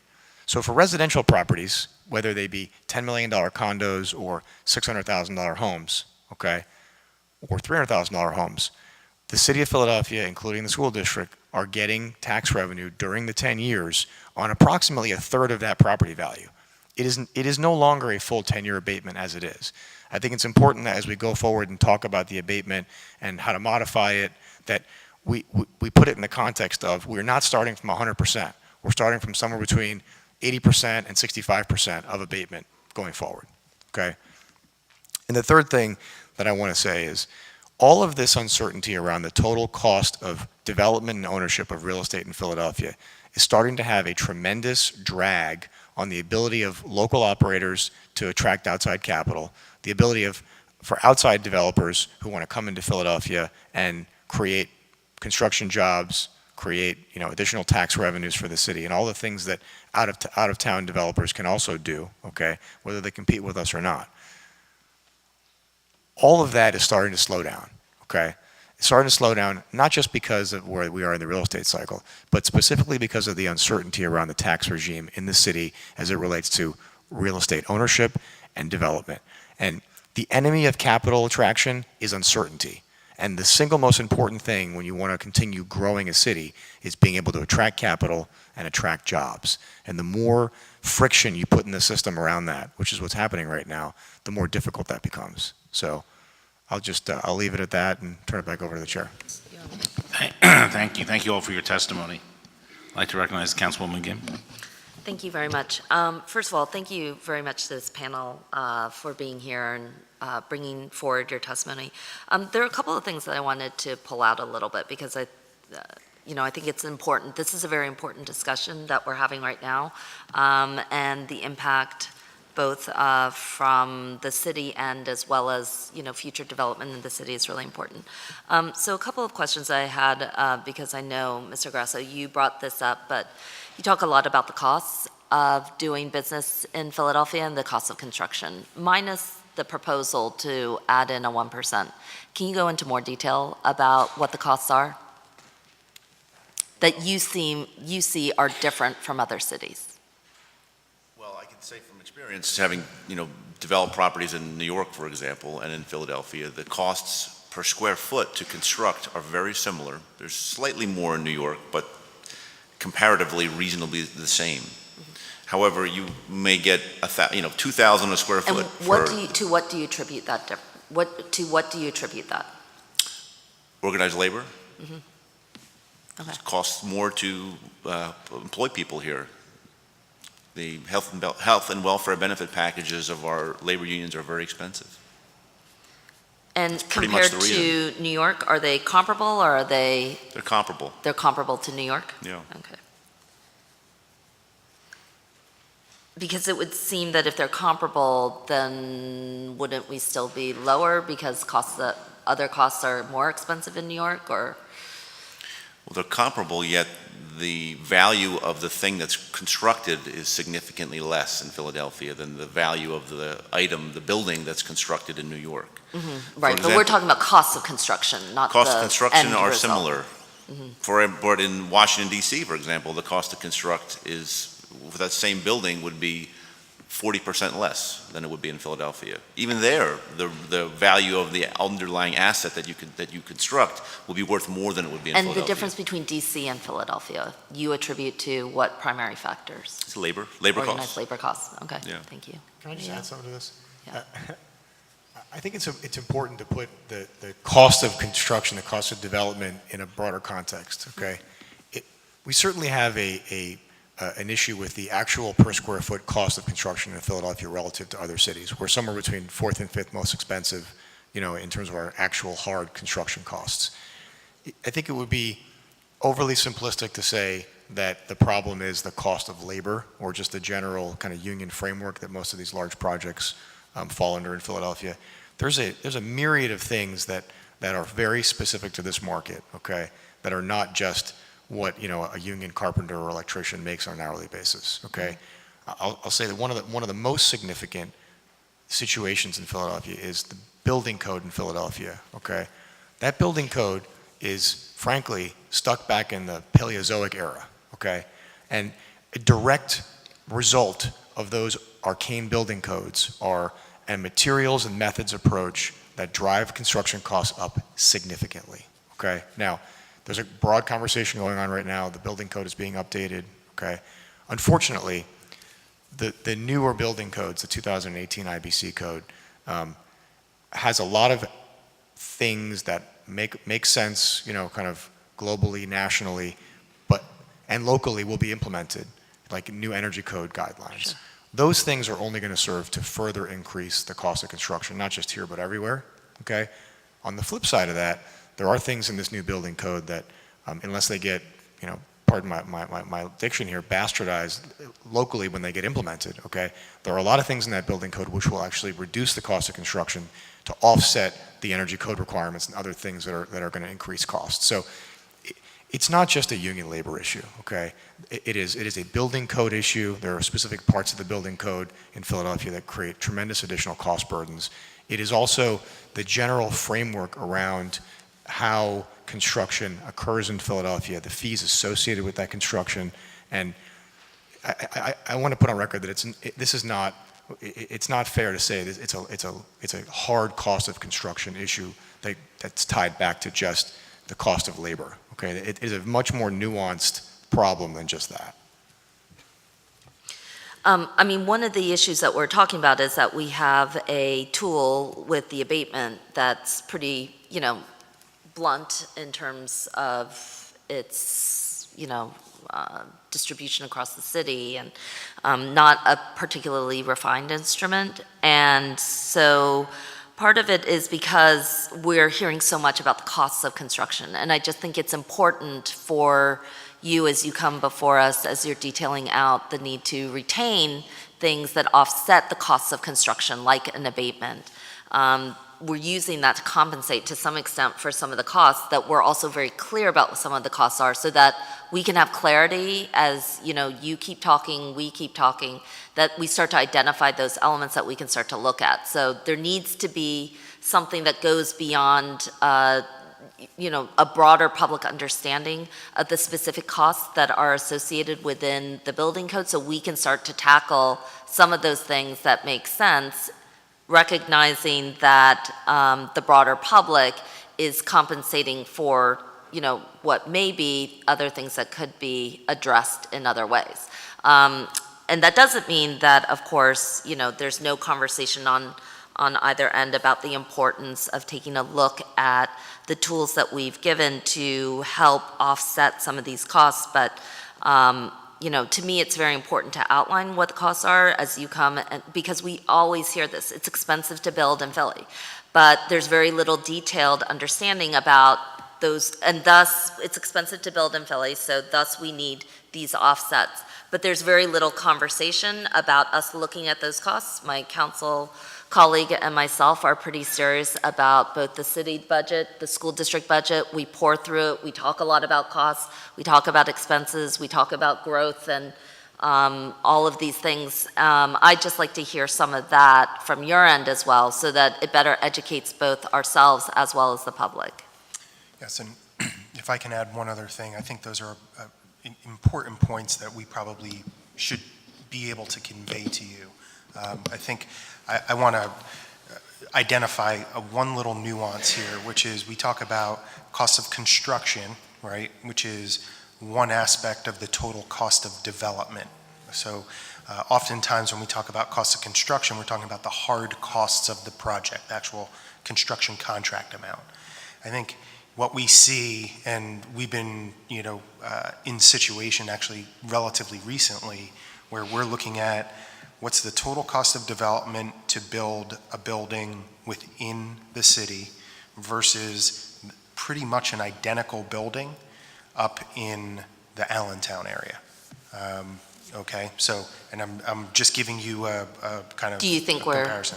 Do you think we're a comparable city to Allentown? I think for this particular company, yes. Okay. For your industry, No, but as a city, I'm- do you associate us to be equal to like the dynamics of Allentown? I do not. I Okay. do not. But as we talk about jobs coming to the city of Philadelphia, this particular company would see Allentown and Philadelphia as both competitive. Okay, so and this happens to be a warehouse building, which came up earlier in some of the earlier testimonies, that would likely employ about 300 to 400 individuals in a kind of more of a low skill but decent wage environment. The cost to build that building within the city are about 30. When I say cost, total development costs, about 30% higher than building that same building up in the Allentown area. Those relate to absolutely the cost of construction, union labor. It absolutely deals with the permitting. It deals with the time, okay? In real estate development, the time of actual development as well gets extended. And so for a company that's looking at Philadelphia and Allentown, or a company that's looking at Philadelphia or Montgomery County for that matter, they see, and I think we've seen this, they see a value proposition to being in the city of Philadelphia. The question is, will they pay 30, 40% more for that value proposition? And to the extent that that premium continues to increase relatively compared to our competitors for those companies, I think that it becomes a more difficult challenge to attract those companies into the city. Yeah, I mean, I'll be honest, I don't see us competing. I mean, I see us competing with a number of different cities, especially for a certain amount of businesses, but I am always cautious about, comparing us to we're not going to be able to compete with the cost of Havertown or smaller cities or other kinds of areas that don't have it. On the other hand, I think it is important for you and, for us to be constantly reminded about the costs that you feel are excessive beyond, because we are compensating a lot on the back end for it to try and offset some of those costs. So it's helpful for you to remind us about some of those things, some of the things that we are, that are not necessarily we're able to budge on, but others we should be paying attention to. Even if the political mood or environment is not exactly right at this moment, we still need to be driving the conversation towards these are the things within the specific building code that we need to take a look at. These are the other things. I mean, as you mentioned, Mr. Adamondo, I think some of these things are modernizing electrical systems, making systems more safe, making them greener, more environmentally friendly. Yes, at this point in time, especially with materials being new and not necessarily adapted to a broad spectrum of business and buildings, I would see that as being an expensive cost that would hopefully over time begin to be reduced. But other parts of it that are not quite, that don't quite sound like that. We need the developer community to help us identify that in order for us to be able to help move on some of these things, even when it's difficult. I wanted to take just a moment and ask you a little bit more about the abatement. It's my understanding, I have not heard that much conversation about eliminating it. And part of it is that I think people recognize and acknowledge the kind of benefits the abatement has clearly brought. There's no question this city is a different city than the one I went to college to in the 90s, right? So that that benefit can certainly be attributed to broadening development, growing tax base, all of these things. So I am very cognizant that what benefits the abatement has brought. I think it's understanding, though, that it is an old tool. It's a fairly blunt tool, as I mentioned. The KOZ, for example, has started to become more refined. A few changes that were made to adapt to newer situations. Land value, for example, taxed at 110% to compensate for school districts, so that they don't have to, they're even paid more than what the land value is worth to offset the 10 years of forfeited growth in property value, for example. But I'm curious about the abatement and, lots of concerns about $42.5 million, for example, last year for the abatement program, and whether you see any opening for reasonable modifications within it that could respond to the fact that we do have a school district that is in serious need. These things aren't going to come free. The city made it very clear. We've waited decades for the state to deliver, for the federal government to deliver. Yes, more people should be paying money into the school system. Until that happens, we can't leave our kids behind. So we're trying to understand, what could be reasonable for the broad swath of the public that sees the abatement as being both distributed somewhat, unequally across the city as we raise money for schools. And this is an open-ended conversation, doesn't have an end point to it in any way. Sure. So, well, it's definitely please. a blunt instrument, so I would definitely agree with you there. It definitely could use there's no question that it can be modified to be better. And there's no question also that the schools need more funding. I don't think that the tax abatement program is the cause of the school's lack of funding, nor will it solve the problem of the school's funding. I'm just concerned that, again, whatever modifications are made to it, and there clearly can and should be some modifications to it, they're very, very thoughtfully implemented so that they don't cause a chilling effect on real estate value, on new construction. It doesn't decrease property values, which will have the opposite effect of what people are intending to do, what they want. So it just needs to be very thoughtfully implemented. And also, I think that the tax abatement program needs to be looked at differently for different types of real estate, different areas in the city. To the extent in impoverished areas, the tax abatement should be 20 years. It should be more than 10 years. But maybe for houses that are over $1 million, the tax abatement should be less. Mm-hmm. So clearly, it can be refined. Mm-hmm. So I would support that. Okay, that's helpful. Thank you very much. Sure. I've spent a little bit of time looking at the underlying laws that enable the abatement, and I think you're absolutely right that after almost 20 years that it is much more of a blunt tool now than it ever was, and it needs to be refined. I think I want three things to be considered. One is that the state enabling legislation, the framework under which the abatement exists, is in fact a pretty blunt instrument, okay? You really can only do two things. You can go up to 10 years, right. You can't go more than 10 years without changing state law, and you can either have the abatement apply, partially apply, or not apply by designating, right now the entire city of Philadelphia is designated as blighted. That's how they got the abatement to cover the whole city, okay? So under the state law framework, a lot of the things that I think we'd like to do, and Councilman Dom's been on record since before he was, in office, that it should be 20 years in certain parts of the city where the 10 years doesn't get it done, where there hasn't been a lot of development. Unfortunately, we don't have that option, okay, not without going through a very painful process at the state level.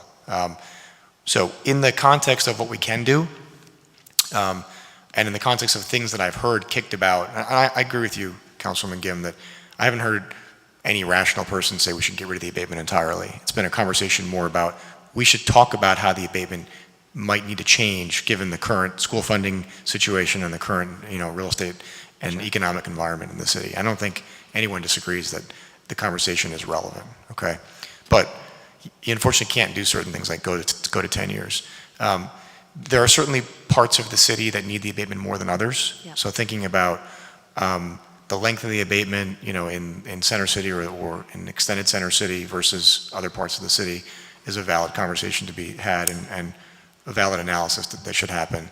The phasing into the abatement, it's one of the things that Councilman Dom has recently raised of, having the second 5 years or the 10 years, have the abatement kick in, it's 5 full years and then the next 5 years it graduates down to 0. The first thing the city needed to do, which is now almost done, is getting tax revenue for the entire abatement period out of the land values, okay? That is tens of millions of dollars of foregone tax revenue for the last 15 years. That is now pretty much done. The land values, particularly in the 90% of the, not geographic parts of the city, but 90% of the city's real estate values clustered between Center City, Greater Center City, University City.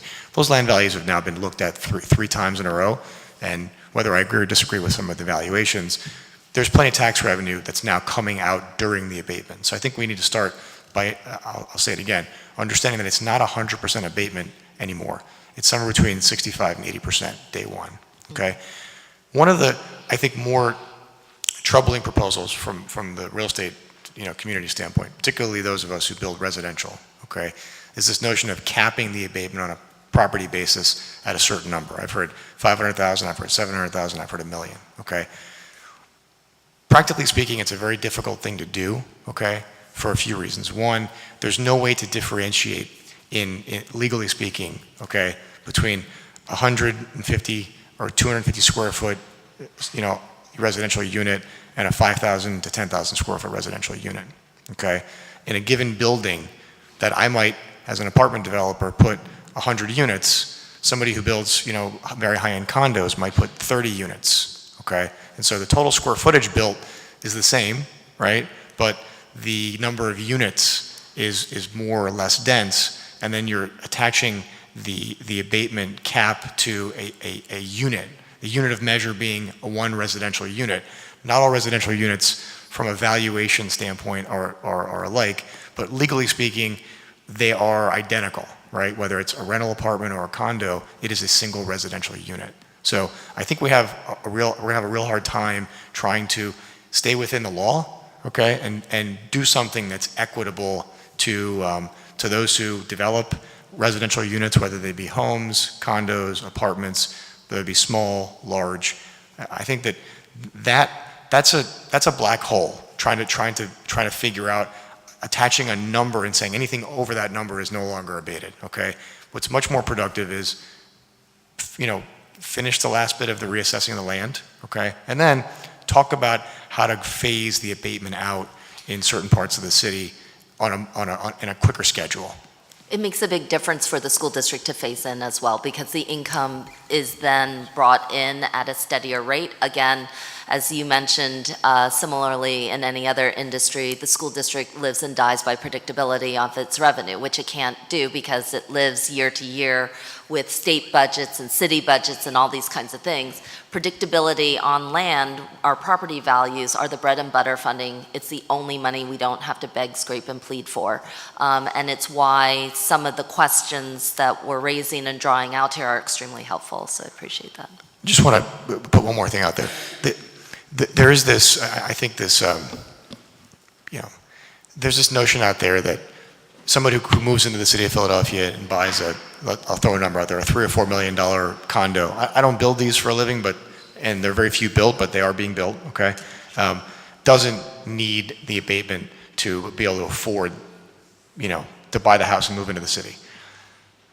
We don't know the real answer to whether or not that's true, okay? Certainly they don't need it, but the psychology of I'm leaving the suburbs and I'm moving to the city, I'm probably selling a house that has a $50,000 or $60,000 tax bill, and I'm coming into the city for a much lower tax bill. Even if I can afford 50 grand or 5 grand in taxes, the psychology of the attractiveness of coming into the city and getting a property tax break.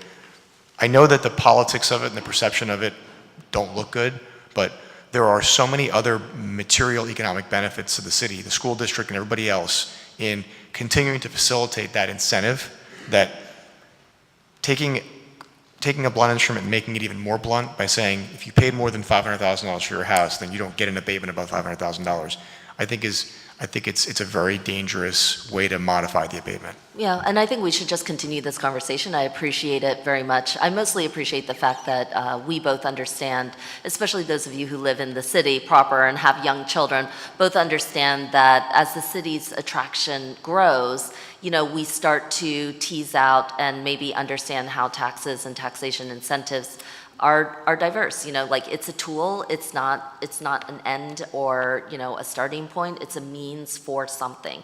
And we should apply it carefully, and we should be responsive over time as our city evolves, as our populace evolves. But, I appreciate this conversation, look forward to continuing it with you more. Thank you. Thank you, Councilwoman. Can I just, and I know we're running short on time, so I will be very brief. I won't repeat what was said, which I think are all great points. I think to that question, though, there's 3 comments. One is, right now there seems to be a little bit of uncertainty. There's a lot of different ideas and proposals that are kind of out there. And I think to Leo's point earlier, uncertainty is really bad for investment. So having uncertainty of what will happen, I think is one concern.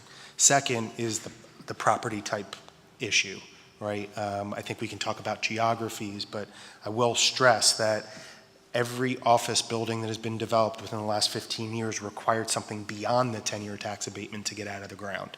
And so just thinking about that from a property type as well as a geography standpoint.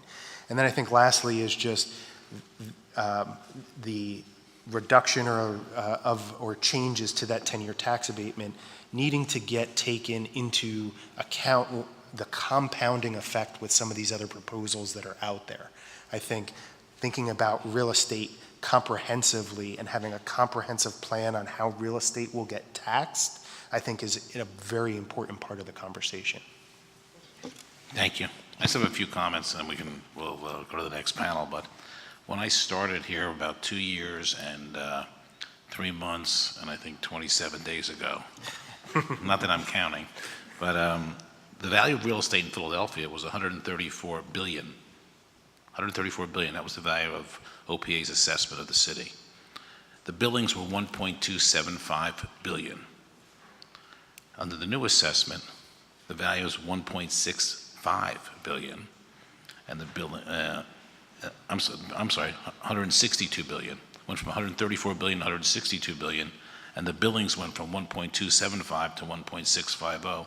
It's over a 30% increase. Now, there'll be some appeals and so forth, but in 2 years and a few months, it's a 30% increase in the billings on real estate taxes. I just want everyone to be aware of what's going on here, because now we're talking about more taxes, and that's why you're seeing these uncertainties and issues with lenders. So just want to make sure we put that out there.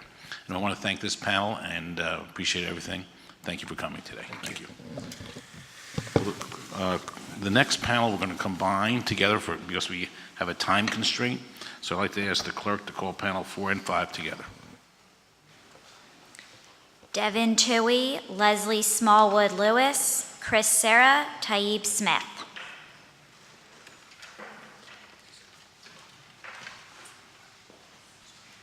I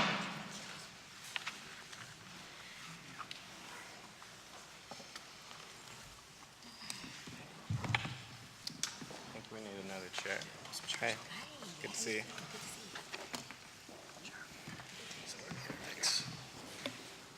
Good afternoon. Good afternoon. Can we start with Leslie Smallwood Lewis? Good afternoon. My name is Leslie Smallwood Lewis, and I'm one of the principals of Mosaic Development Partners. We're a minority certified real estate development company located in Strawberry Mansion. To date, along with our partners, we've developed over $54 million in projects in the city. We focus on impactful developments in disenfranchised neighborhoods. We currently have operating properties in the Fairhill, Strawberry Mansion, and Temple University sections of the city, and projects in various stages of development in Wayne Junction, Strawberry Mansion, and other North Philadelphia communities. Although we have one student housing property and one low-income housing tax credit project for veterans, our primary focus is providing quality housing, goods, and services to the middle market consumer. We develop projects where we are confident that our 23, 26, and 32-year-old children would love to reside and could afford to live. They, like many millennials, are laden with student loan debt and moderate incomes and can't afford to pay the high rent offerings of Center City. We see opportunities in our neighborhoods to meet this middle market demand while eliminating blight and forging strong relationships with existing residents and businesses. We have coined the phrase gentrification, which means to us bringing new ideas and economy into challenged communities while integrating with those who currently reside and work there. We employ local residents, we source products from local businesses, host community events, and assist entrepreneurs with opening new small businesses. A prime example is our mixed-use project at Eastern Lofts, located at 30th and Cecil B. Moore Avenue. Strawberry Mansion was labeled many years ago as a crime-ridden and unsafe area to live, but we saw otherwise. We saw potential, we saw a superior location near Fairmount Park, the zoo, and downtown. We saw a community deserving of our respect and in need of vision. Mosaic's vision provided a local electrician with contract work and a new office in our building only 2 blocks from his home. Our vision provided the opportunity for a minority-owned Keystone 3 daycare operator to open her second location. Our vision is providing one of our residents to become the owner-operator of a new coffee shop in our building. Our residential occupancy rate is 100%, our retention rate is 70%, and our waiting list is long. Why? Because of the affordability of our rents, the uniqueness of the design, and the creation of a strong community. I recently had a conversation with one of our first residents who moved in August of 2016. He and his girlfriend wished to renew their lease for another 2 years. They initially contemplated moving back home out of Philadelphia after completing their degrees at the University of Pennsylvania, but they found our community, a community with other young entry-level professionals who are cost-driven and hyper-focused on building their careers. We retained this young couple and their contribution to the city's tax base. We have similar projects slated for Wayne Junction, but none of these projects would be possible without early engagement with the local community, developing to a rental rate that the middle market can truly afford, creative design that excites and encourages people to move to these historically more challenged communities, the use of the 10-year tax abatement and other special finance structures such as federal tax credits, and the use of non-traditional construction methods to reduce the city's high construction costs. If it's truly the city's goal to grow its tax base, obviously we must increase the number of available jobs and improve our city's schools. But we must also have a working equation to provide quality and affordable market rate housing to retain our talent. Doing so has become more and more challenging.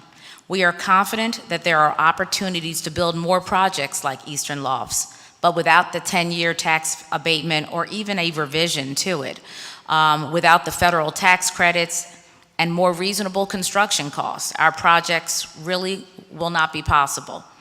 The elimination or reduction of any of the above would skew the formula and be a real deterrent to the success of any of these projects.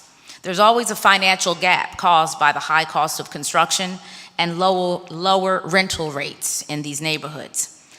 By eliminating or reducing the 10-year tax abatement or imposing an additional construction tax, it would be nearly impossible to make our already challenging developments a possibility. And what a shame. Projects like Eastern Lofts spur additional investment. They stretch the boundaries of possibilities in our distressed neighborhoods, and they generate significant employment for local residents. In closing, if the city does decide that they must move forward with some or all of its proposed tax revisions, then I urge you to strongly advocate and demand for lower construction costs.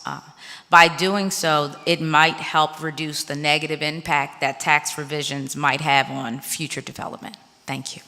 Thank you very much. By the way, after this hearing, I'd like you to contact my office. I want to take a tour of your developments. I'm curious to see Absolutely. them. Would Okay? love to do that. Okay, thank you. Thank you. Taib, or who wants to go next? Okay. Thank you. Good afternoon, Councilman. My name is Devin Toohey, and I'm a principal with the Concordia Group. We are a real estate development company headquartered in D.C., which recently opened an office in Philadelphia, which is our first office outside of the D.C. area. We focus on large urban for-sale housing projects. We've developed approximately 500 single-family homes within the District of Columbia over the past 5 years, and are currently completing our first for-sale housing project in Philadelphia, South Park on Reed, which is the largest for-sale townhome development project currently under construction in the city of Philadelphia, and it has created over 200 jobs. The purpose of my testimony is to provide our perspective of the Philadelphia development environment, the opportunities we see, the challenges we face, and how it compares to our experience in the DC market. A few years ago, we began looking at opportunities to expand our business outside the DC area. After studying several markets in the Mid-Atlantic and Southeast, it became clear to us that Philadelphia would be the best fit for the expansion of our urban for-sale housing business model. Several factors contributed to the decision, including Philly's proximity and access to the country's political and financial capitals, with the cost of living significantly lower than both DC and New York. A growing eds and meds business sector, exceptional restaurants, parks, cultural institutions, a lack of new housing inventory, a national trend of urbanization, and most significantly, the influx of recent college graduates, which is driven by a rapidly growing retention rate of graduates from the strong local university system.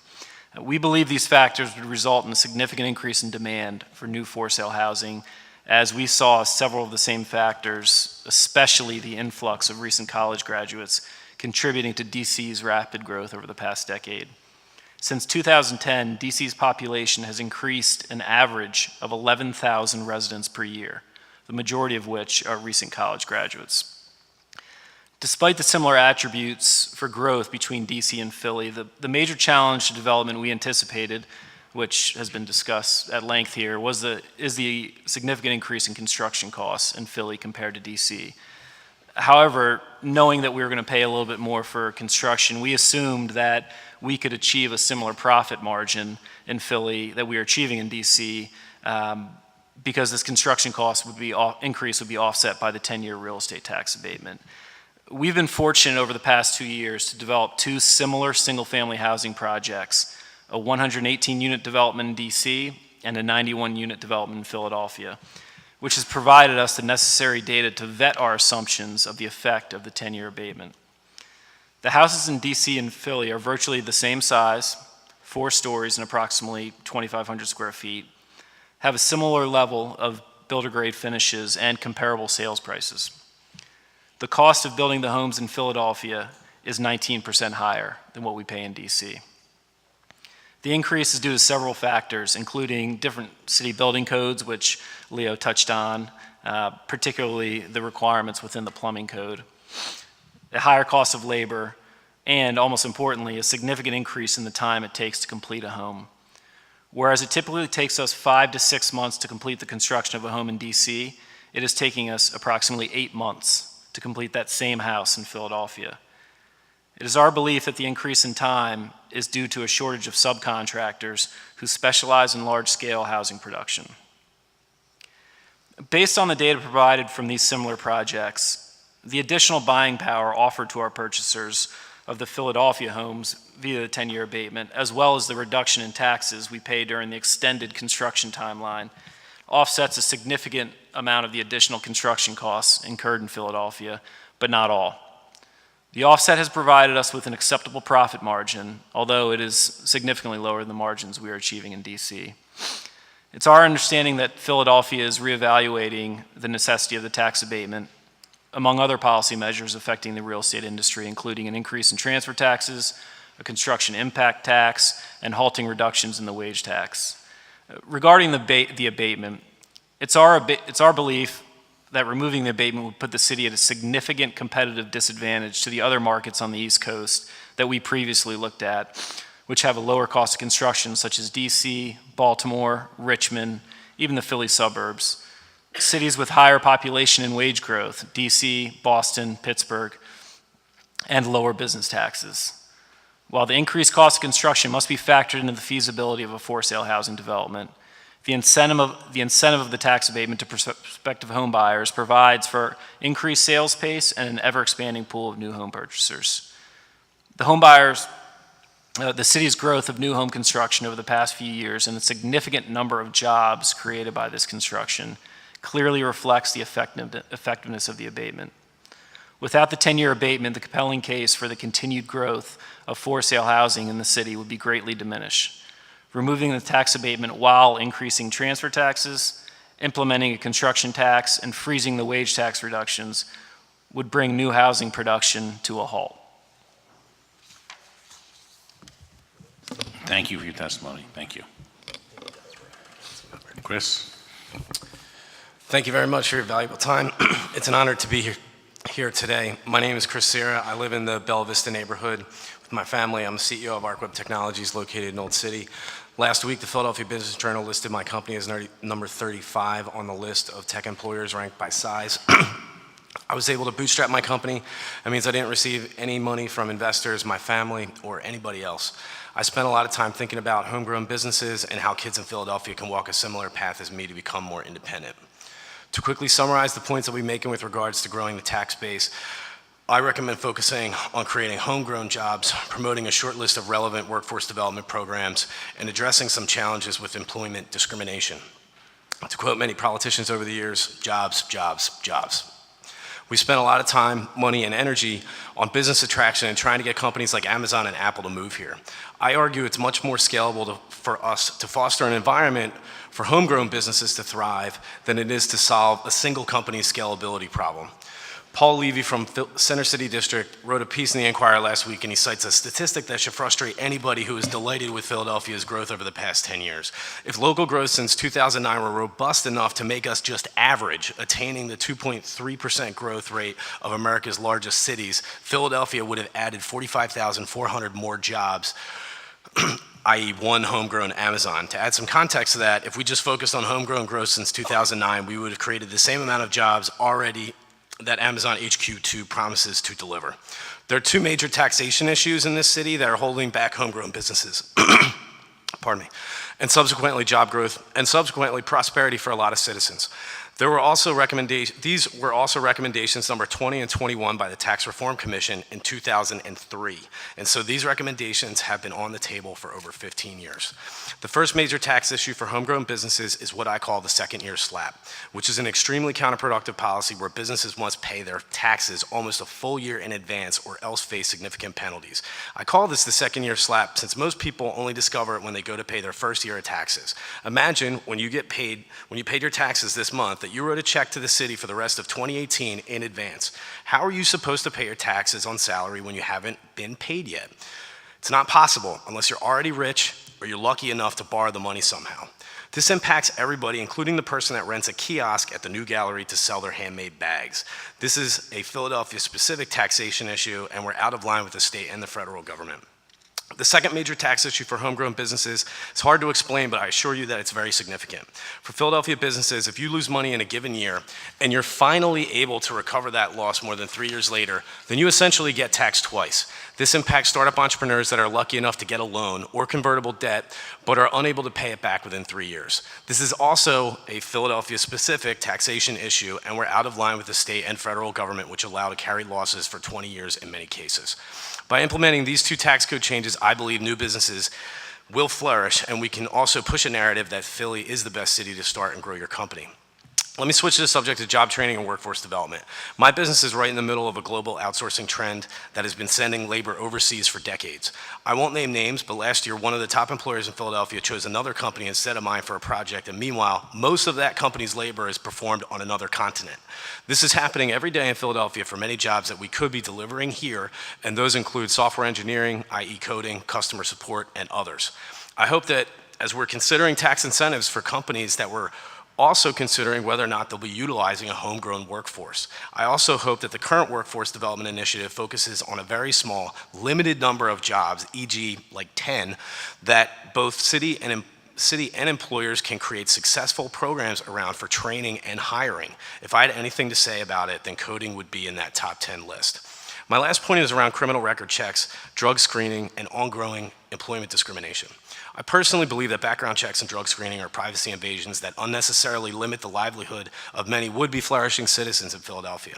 Despite these personally held beliefs, I've been almost forced by some Philadelphia-based clients and insurance companies to impose these constraints on my own employees if we want to survive. There is a complex web of commercial contracts that make the current system what it is, and my experience has been that it's the insurance companies that are imposing this behavior on businesses at the highest level. For example, several years ago, a large Fortune 100 company required us to buy a specific type of theft insurance in order for us to win the business. Our insurance company at the time said the only way to get this insurance was to perform mandatory background checks and drug screening of all employees. I refused, and I scrambled to find an insurance company that would insure us without imposing this privacy infringement on our workforce. The issue now is that we're paying double what we were paying with the previous insurance carrier. I think most CEOs would argue that they have a fiduciary duty to pay the lesser amount and deal with whatever the social consequences for employees, since it's unfortunately the new normal. In summary, my recommendations for inclusive growth of the tax base are to focus on creating homegrown jobs with a homegrown workforce. Thank you. Thank you very much for your testimony. Type.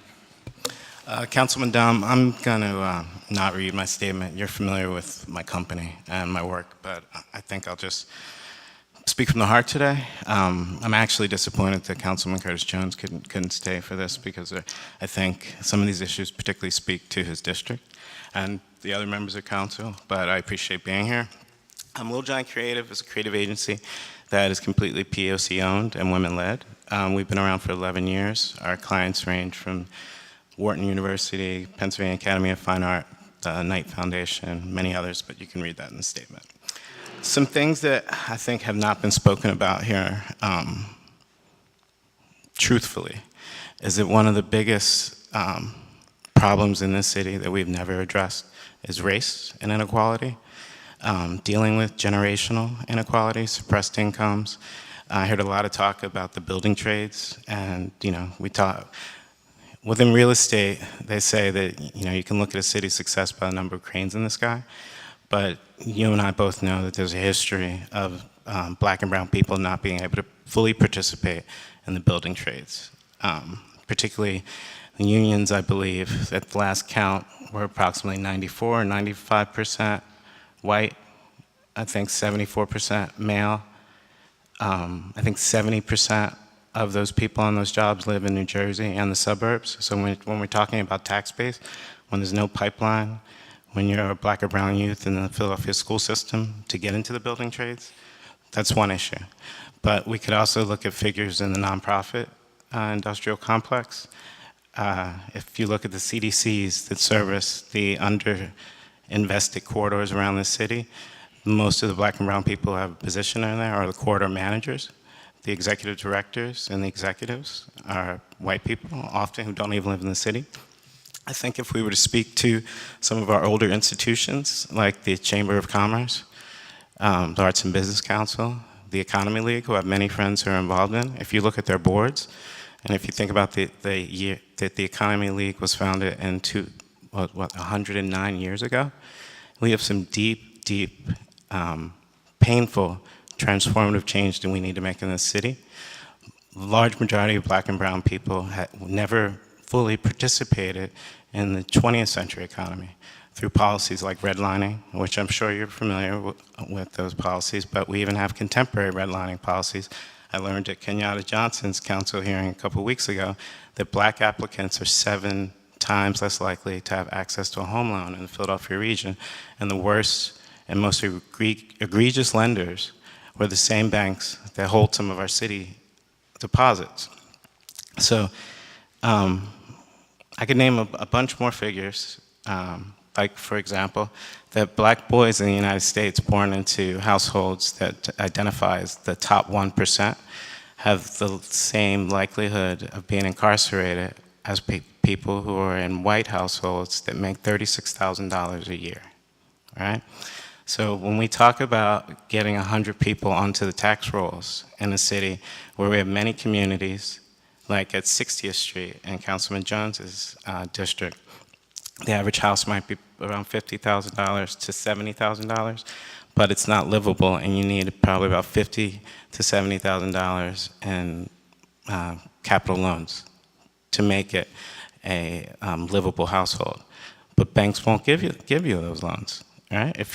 Even if you have a job, even if you're capitalized and can show that you can pay off that loan in 20 or 25 years, the system as it exists doesn't allow people to move themselves from rental into home ownership. And we know that in the United States, the only thing that really makes transformative change in being able to move from poverty to middle class is home ownership. You know, the average black family has a nickel to $1 to the average white family in the United States. That equates to about $4,000 in accessible capital versus $116,000 in accessible capital. And right now that the zeitgeist has changed, where cities are aspirational, where for most of your lifetime and my lifetime, everyone wanted to live in the suburbs, now empty nesters, millennials, Generation Z, all want to live in the same land. And what we have is a state of emergency, because the people who've lived in these cities for generations and paid into the tax system and lived by the law of the land are now about to be eradicated and displaced because of the capital markets and the way that banks and real estate developers and the language of this ballet of displacing black and brown people has existed for generations. This is not unique to Philadelphia. I should also mention that I'm a fellow at the University of Chicago's Equitable Redevelopment Salon. So I've looked at this issue with people from 14 cities around the country. I've also, with my business partner Megan here, who's here, just led a group of 10 people from Detroit, DC, and Chicago looking at best practices in Philadelphia. So I know that in Kensington, with Impact Services, we have one of the worst opium epidemics in the United States. Right? And I also know through my friends at CMAC in South Philadelphia, we have an immigrant community that is not able to participate in the 21st century economy. They have tremendous issues. I know from our friends in West Philadelphia at 60th and Market, through achievability, that the average household at 60th Street is led by a woman. In 2003, on average, they made $29,000 a year. Today, on average, they make $13,000 a year. How does a single mother survive in a city on $13,000 a year? So, I mean, there's a bunch more that I could elaborate on. A lot of people have given a lot of time today. Unfortunately, the other members of council were busy or didn't think this was worth staying for. But I will say this is a very important issue, and that we have to figure out a way, without taxing the poor, without taxing the industry so much that Philadelphia is not a city that people want to invest in. But I'll close with, right now, the trepidation people have about the tax abatement is because they see $600,000 homes being built at Lehigh, which is about a block and a half away from a tent city, where people are living underneath a railway, all right? But with children, it's often case, addicted people. They're seeing $600,000 townhouses being built that are going to have a tax abatement. I don't know how those people can rationally think that they have a place in the new Philadelphia that we're all fortunate enough to be a part of. Thank you for your testimony. Let me just mention a few things. My colleagues do watch this on their computer screens, and many of them watch this tonight on Channel 64, so they'll see your testimonies and they'll hear everything. By the way, I pulled something out of my pocket when I started in council. I got something from the Pew Report. This is a little ratty, okay, because it's been in my pocket for over 2 years. but it's very interesting to me because it concerned me, and that's why I said earlier, what we need to teach in schools are personal financial literacy, entrepreneurship, and technology from pre-K to 12th. This is the ownership of businesses in the Philadelphia region, 2014. 4 out of 5 are white. No, worse. 78.8% white, 10% Asian, 2.4% black. And so that's why we need to teach entrepreneurship in our public school system and everywhere, really, because that's very, very important. Let me ask a question of Leslie Smallwood Lewis. I have a question for you. The 1% construction tax you mentioned in your testimony, give us an idea of how that might impact your business if it was enacted. As I indicated earlier, the projects that I work on in the communities and in the neighborhoods are already so challenged because the rents that we can charge to the businesses and to the residents are not going to be anywhere near the rents that can be demanded in the core of the city. So to impose additional strain onto the capital stack by this additional tax, it would be very, very difficult to be able to fill that financial gap. The programs that we use are normally new market tax credits and historic tax credits, and the new market tax credits are highly competitive, and you're fortunate to be able to get an allocation to these projects. So to have to compete for additional dollars based upon a tax such as the one that we're discussing would be imposed, it would really make these projects nearly impossible to be able to complete. Okay, thank you very much. Thank you. I have a question, Devin Toohey. You mentioned in your testimony that the time to build in Washington, I think you said, was 5 months. 5 to 6 months, yes. 5 to 6 months. And you said the time to build in Philadelphia, the same house, is 8 to 9 months. And I think you said it's because it's the lack of qualified contractors? Yeah, I think that the DC over the past 10 years has had a fairly stable amount of construction. If you recall, coming out of the recession, DC was one of the only places in the country with jobs because of the presence of the federal government. And so the construction industry has always has been very active in DC. In Philadelphia, the development that's happening right now in the construction is relatively new, and what we're seeing is there's not the number of qualified contractors to handle these larger housing projects, for the most part, because there's not that many. I mean, the 91 townhomes we're building, which is the largest for sale townhome project in the city, would be, wouldn't even be in the top 50 in DC right now. And so I think there's a lack of qualified labor in the city right now, and we're building mostly union. It's just there's not enough contractors out there right now.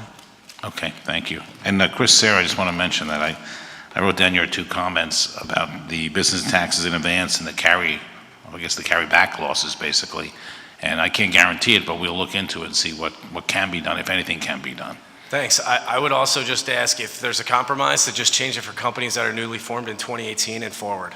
Okay, thank you very much. And thank you all today for your testimony. Thanks for everyone for your patience. We're pretty much on time, just maybe 5 minutes off, but thank you all for being here. And we're going to do this, we're going to continue this conversation because we do want to build the base. So thank you very much. Thank you.